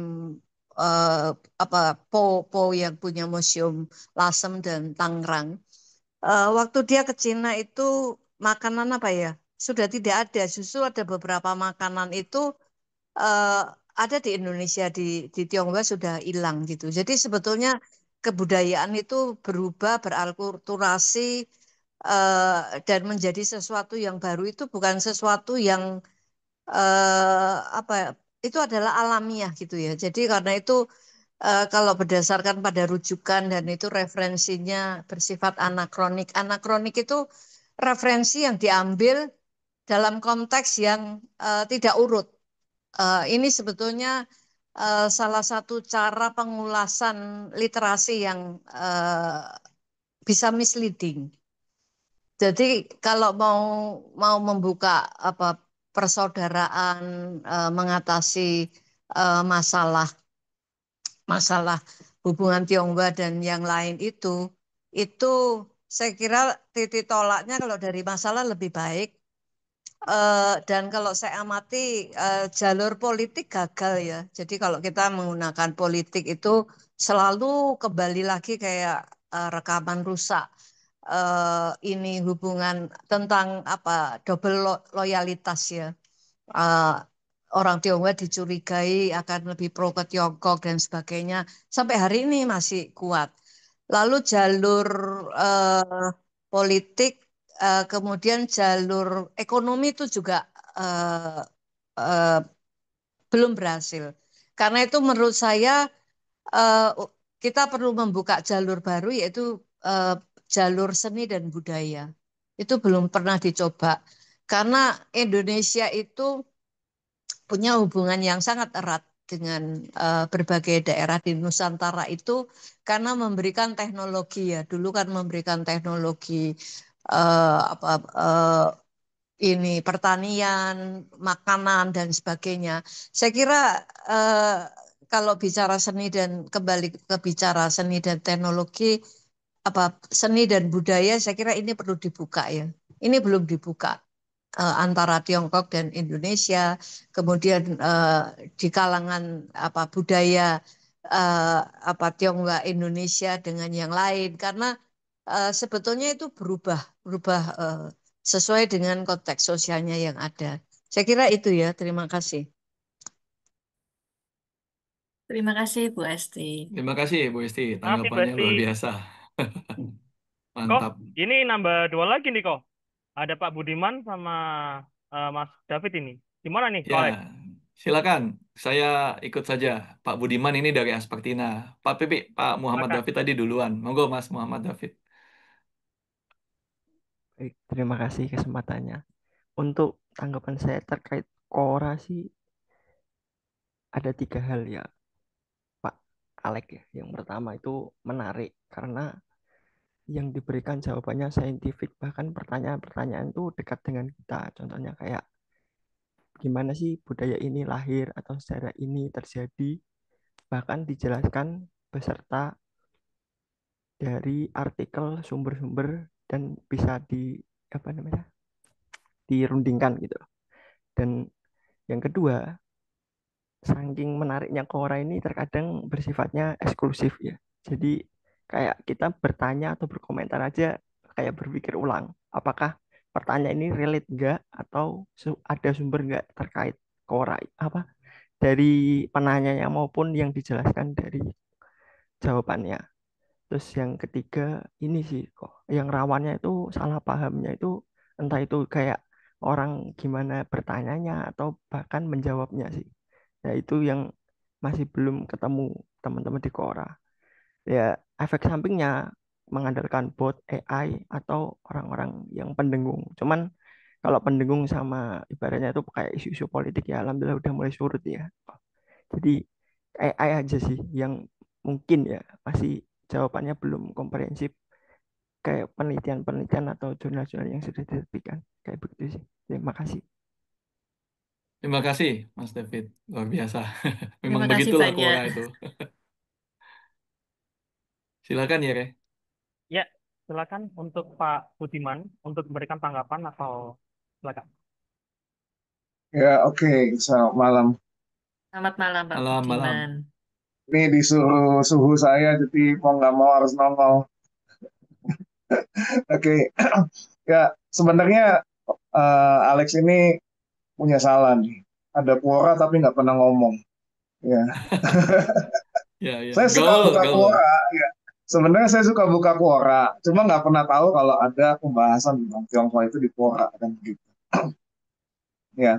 Nah, menanggapi tentang media sosial ya. Karena kalau pembahasan sejarah di media sosial ini saya rasa penting ya buat sekarang. Terutama buat generasi muda Tionghoa sendiri. Ya, karena dari obrolan dengan beberapa teman gitu, rata-rata nggak pernah tahu tentang sejarah Tionghoa di Indonesia itu. Bagaimana pergerakan peranakan Tionghoa di Indonesia ini juga terlibat dalam pendirian negara Republik Indonesia ini, kemudian perjuangan politiknya segala macam, dan dengan segala kepahitan yang terjadi, ya apa kerusuhan massal, dan kemudian juga korban-korban yang jumlahnya nggak sedikit, gitu ya, korban jiwa ya. Nah, ini rata-rata nggak tahu. Ya paling tahu ya kemarin gara-gara Pak Menteri mengangkat tentang kerusuhan Mei 98 begitu ya. Nah, baru sebagian mencari tahu begitu. Nah, sebenarnya kalau saya melihat, saya kan ada mengikuti juga beberapa grup yang tentang pembahasan buku ya, beda buku atau apa. Ya. Nah, memang kelihatannya untuk membicara dengan masalah Tionghoa ini masih sedikit banget sih. Dan kenapa ini penting? Karena saya merasakan ini bagian dari identitas, terutama saya sebagai Tionghoa ya. Tapi saya lebih suka menyebutnya bukan Tionghoa, tapi peranakan Tionghoa. Karena saya sudah generasi ketujuh di sini gitu ya, udah lama banget gitu. Jadi berbeda dengan apa orang-orang Tiongkok yang baru datang di sini, yang punya ikatan emosional itu kita peranakan lebih kuat terhadap Indonesia gitu ya. Sekarang itu kan banyak orang cuma datang kerja pulang begitu ya, cuma sebentar begitu. Jadi tidak punya kehidupan yang mengakar di Indonesia begitu. Seperti Prof. Leo Suryadinata bilang itu kan mereka tuh seperti teratai, mengambang begitu tapi tidak berakar begitu ya. Kalau sudah selesai kerja pulang begitu. Nah, juga concernnya sebenarnya seperti yang Bu Esti tadi bilang, bahwa ada gejala sosial yang cukup meresahkan nih. Karena kalau kita di sosiologi itu ada 5 tahapan dari Smelser ya, bagaimana kerusuhan massal bisa terjadi, ya dari mulai struktur sosial yang tidak kondusif, kondisi tekanan sosial, kemudian ditambah ada suatu pembentukan paradigma yang membenci golongan tertentu dinaikkan. Nah, itu tinggal tunggu yang keempat nih, mobilisasi sosialnya itu bisa terjadi. Begitu kan. Ini yang kadang-kadang ngeri juga begitu.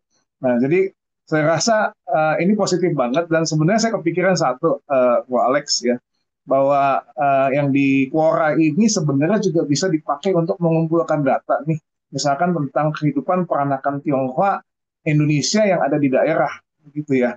Jadi mungkin antara peranakan Tionghoa yang di Medan dengan yang di Jawa berbeda. Ya, antara Jawa Tengah dengan Jawa Timur saja mungkin berbeda kehidupan peranakan Tionghoa. Dengan yang di Padang berbeda begitu ya. Nah, jadi saya kepikiran mungkin bisa dibuatkan satu diskusi ya untuk mengumpulkan data tentang apa sih kehidupan peranakan Tionghoa di masing-masing daerah begini gitu lewat diskusi seperti ini begitu. Saya senang banget ya. Nah, mungkin habis ini nanti saya juga bisa join Quora tentang Tionghoa. Nggak tahu namanya apa, tolong Alex kasih saya. Makanya saya manggil Alex ya, karena satu umur ya, sama 78. Siap. Gitu. Terima kasih, Ko Budiman. Ya. Jadi ya senang banget ya nanti kita coba lebih sosialisasikan buat teman-teman di grup peranakan Tionghoa untuk lebih bisa aktif juga terutama bisa menjangkau yang muda agar lebih mengerti tentang identitas dia begitu ya. Kalau bicara peranakan kan memang Indonesia ini kuat sekali makanya tadi Bu Esti bilang tentang jalur budaya ya ini nanti akan dikerjakan oleh Asmotina ya Asmotina itu Asosiasi Peranakan Tionghoa Indonesia ya. Nah, salah satunya yang kita selalu angkat adalah tentang batik peranakan Tionghoa. Nah, itu adalah simbol akulturasi yang sudah lama banget ya di Indonesia, terutama di Jawa, dan budaya ini kan sampai ke Singapura dan Malaysia penggunaan batik peranakan Tionghoa ini. Nah, ini salah satu bentuk pendekatan budaya, dan batik itu sebenarnya dianggap sebagai salah satu tools aja ya untuk bisa membuat akulturasi ini terjadi. Contohnya ya ada Pak William Kwan.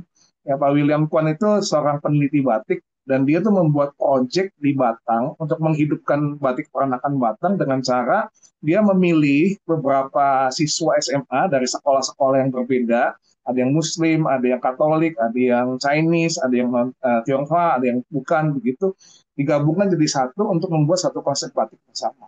Nah, itu kan sebagai tools gitu. Itu pendekatan budaya. Mungkin itu aja sih, Bu Alex. Thank you ya. Terima kasih. Terima kasih. Ayo segera join Quora, Bro Budiman. Nanti banyak jawaban tadi bagus-bagus itu. Iya, Kasih, alamatnya, nama grupnya apa? Kasih tahu ya. Siap. Baik, terima kasih Pak Budiman. Mungkin dari Bu Esti mau menambahkan kembali karena saya lihat tadi masih right hand. Silakan Bu Esti. Nambah apa? Ya, nah saya kira gini, tadi ya kita perlu melihat lebih baik kalau saya supaya diskusinya menjadi aktif. eh, dialog itu penting ya. Dialog itu sebetulnya dialog akan efektif kalau itu muncul muncul eh, ini simpatik, empatik gitu ya. Persahabatan dengan begitu kalau mau ngomong melampaui batas itu biasanya ditolerir gitu. Nah ini hmm, karena saya ini tipenya itu pemikir pembaru ya sehingga saya sering melihat hal-hal yang tidak dilihat orang lain. Nah saya penulis dan menulisnya itu berdasarkan sejarah. Nah salah satu yang saya pelajari itu adalah tentang candu ya, candu di Indonesia zaman kolonial. Referensinya terbatas. Ada satu penulis dari Amerika, disertasinya tentang candu dan sudah diterjemahkan. Lalu Pak Peter Carey juga menulis. Terus kemudian yang terakhir itu adalah biografi yang disebut Raja Candu di Jogja. Juga pembahasan tentang candu itu masih kiri kanan belum sebetulnya itu apa sih yang terjadi itu belum saya dapatkan karena referensinya kurang. Tapi justru dari riwayat hidupnya Raja Candu Jogja ini, saya melihat satu apa eh, dimensi psikologi dari pengusaha kaya ya, di mana pengusaha kaya itu dapatnya karena dapat berhubungan dengan penguasa dan kemudian dia dapat hak formal untuk jual candu, untuk tol dan sebagainya. Nah, saya melihat psikologinya itu adalah take risk-nya besar banget sehingga dunia psikologinya itu kacau ya. Kacau sehingga butuh katarsis banyak dengan perempuan, dengan macam-macam dan menyumbang uang banyak dan sebagainya. Tapi berakhir mengenaskan gitu. Nah, sebetulnya psikologi ini praktek seperti itu berlangsung hingga sekarang. Juga ada Tionghoa yang take risk besar, berkolaborasi dengan orang yang punya kekuasaan, dan sebetulnya kehidupan pribadinya, kalau saya amati itu juga tidak bahagia ya, karena selalu mencari cara untuk survive, untuk bisa dapat duit yang lebih banyak dan sebagainya. Kalau menurut saya pola ini apa perlu diubah gitu ya. Di mana juga kalau pola mendapatkan rasa aman dan nyaman dengan tunduk atau berhubungan dengan penguasa atau orang yang punya kekuasaan itu sebetulnya sudah nggak terlalu cocok untuk saat ini dan sebentar lagi akan tidak cocok. Karena apa? People lebih masyarakat itu mendapatkan informasi dan mendapatkan kecerdasan. Dan justru kalau mau mendapatkan akar yang kuat, justru penting berhubungan dengan masyarakat. Jadi gitu ya, terlibat. Jadi seperti anggapan bahwa sebaiknya kita jangan berpolitik, titip nasib pada organisasi tertentu. Ini juga cara pandang yang keliru. Justru yang namanya politik itu kan pada akhirnya kan mendapatkan namanya kebenaran intersubjektif. Nah, kebenaran intersubjektif kalau kita tidak menjadi bagian dari dialog itu, ya maka kita tidak menjadi bagian. Jadi kata peranakan dan totok itu juga nggak terlalu relevan. Kalau peranakannya tidak in, ya maka dia tidak akan dianggap menjadi bagian karena pada umumnya orang bukan Tionghoa itu nggak ngerti ini makna peranakan dan totok. Yang ngerti hanya akademisi dan bergolongan tertentu saja. Karena itu misalnya sekarang, kenapa kok penting sekali ya karena apa eh, kita mendukung Pak Prabowo itu dengan menyuarakan hal-hal yang keliru yang dilakukan supaya masalahnya jangan besar gitu. Nah, di dalam situ siapa yang mengambil bagian di dalam pembentukan namanya intersubjektif ini itu akan menjadi bagian gitu. Jadi seperti uh, Suhoki ya eh, dan Ari Budiman itu sama sekali mereka diterima oleh non-Tionghoa karena mereka berdua itu terlibat total dalam kehidupan bersama people gitu. Jadi eh, kita menjadi bagian dari apa proses yang terjadi penting. Nah, ini satu hal yang juga yang perlu dikemukakan. Politik kewargaan. Jadi di dalam kita itu berpolitik bukannya asal tadi ak- anakronik ya, loncat-loncat nggak ada jelas. Tapi politik kewargaan yang kita lakukan adalah eh, yang terkait dengan kepentingan kita. Kalau itu bisnis apa, ya kita memperjuangkan kalau kita nggak bisa sendiri, maka kita memperjuangkan bersama yang lain. Jadi politik kewargaan ini penting dilakukan.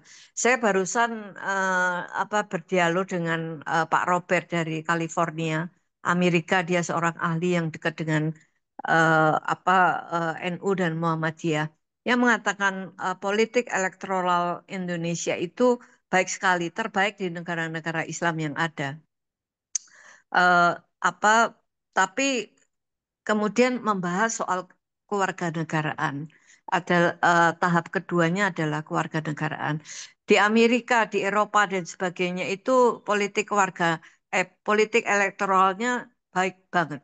Eh, Bahkan tidak ada korupsi, tidak ada politik uang dan sebagainya. Tapi di luar negeri itu sekarang justru punya masalah soal politik kewargaan. Jadi banyak warga negara di Eropa dan Amerika itu menjadi konservatif dan anti pada pendatang. Karena pendatang itu yang mengambil apa rezekinya yang ada ya karena sumbernya terbatas. Nah, di Indonesia penting sekali eh, kita masuk ke politik kewargaan. Jadi politik kewargaan itu bukan hanya diskusinya NU dan Muhammadiyah, tapi juga yang lain itu apa Protestan, Bahai, macam-macam semua karena membangun Indonesia itu adalah kita semua yang membangun. Juga kalau Tionghoa dan sebagainya, karena kalau tidak, maka nanti kita juga akan masuk memiliki masalah politik kewargaan. Kewargaan. Jadi ini penting sekali. Ini masalah Indonesia maupun masalah dunia. Saya kira itu ya Yeremia. Terima kasih. Baik, terima kasih Bu Esti untuk tanggapannya yang luar biasa pada malam hari ini. Tadi yang dimaksud sama Bu Esti itu Raja Candu Yogya co-hosting ya, yang sempat ditulis eh, apa namanya naskah bukunya sudah ada di Gramedia atau bahkan toko-toko buku yang lainnya. Dan sempat kemarin kapan hari, tempo hari sempat dibahas dibedah juga oleh AI Sinta Devi. Beliau juga malam ini bergabung bersama dengan kita.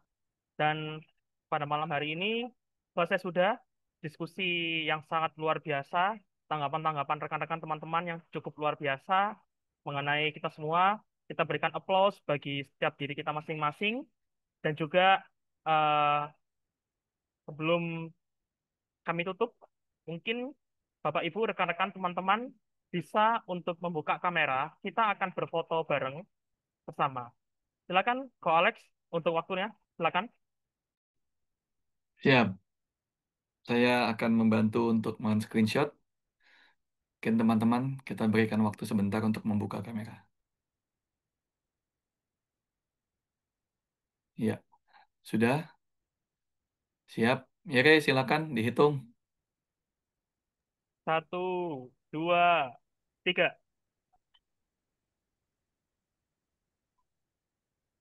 Oke, next. 1, 2, 3. Ya, sudah. Terima kasih. Oke, thank you Ko Alex, thank you juga Cik Silvi, thank you juga rekan-rekan dan teman-teman Terima semua yang kasih sudah juga. hadir pada malam hari ini. Kiranya diskusi pada malam hari ini akan semakin bernas, akan semakin memberikan tanggapan-tanggapan yang baik mengenai setiap tanggapan jawaban dari kelompok peranakan Tionghoa yang ada di core atau juga yang ada di media sosial lain. Pada malam hari ini kita sudah memberikan yang terbaik juga Cik Lutfi dan juga Ko Alex. Semangat selalu, semoga selalu bisa berkarya untuk memajukan Indonesia yang menjadi lebih maju kembali. Dan 80 tahun Indonesia ini, marilah kita semua dari kelompok peranakan Tionghoa, dari berbagai macam marga Tionghoa apapun, kita semua ikut sama-sama membangun Indonesia. Demikian pesan statement closing juga dari saya sebagai moderator. Mohon maaf apabila ada kekurangan dalam kesempatan malam hari ini. Kurang lebihnya saya mohon maaf. Terima kasih untuk waktunya. Kiranya Tuhan memberkati kita semua. Terima Terima kasih kasih. semua teman-teman. Selamat malam. Luar Terima biasa. kasih semuanya. Assalamualaikum, Selamat Alice. malam. Selamat malam. Yeremia, Ko Satria, Bu Silvi. Yes,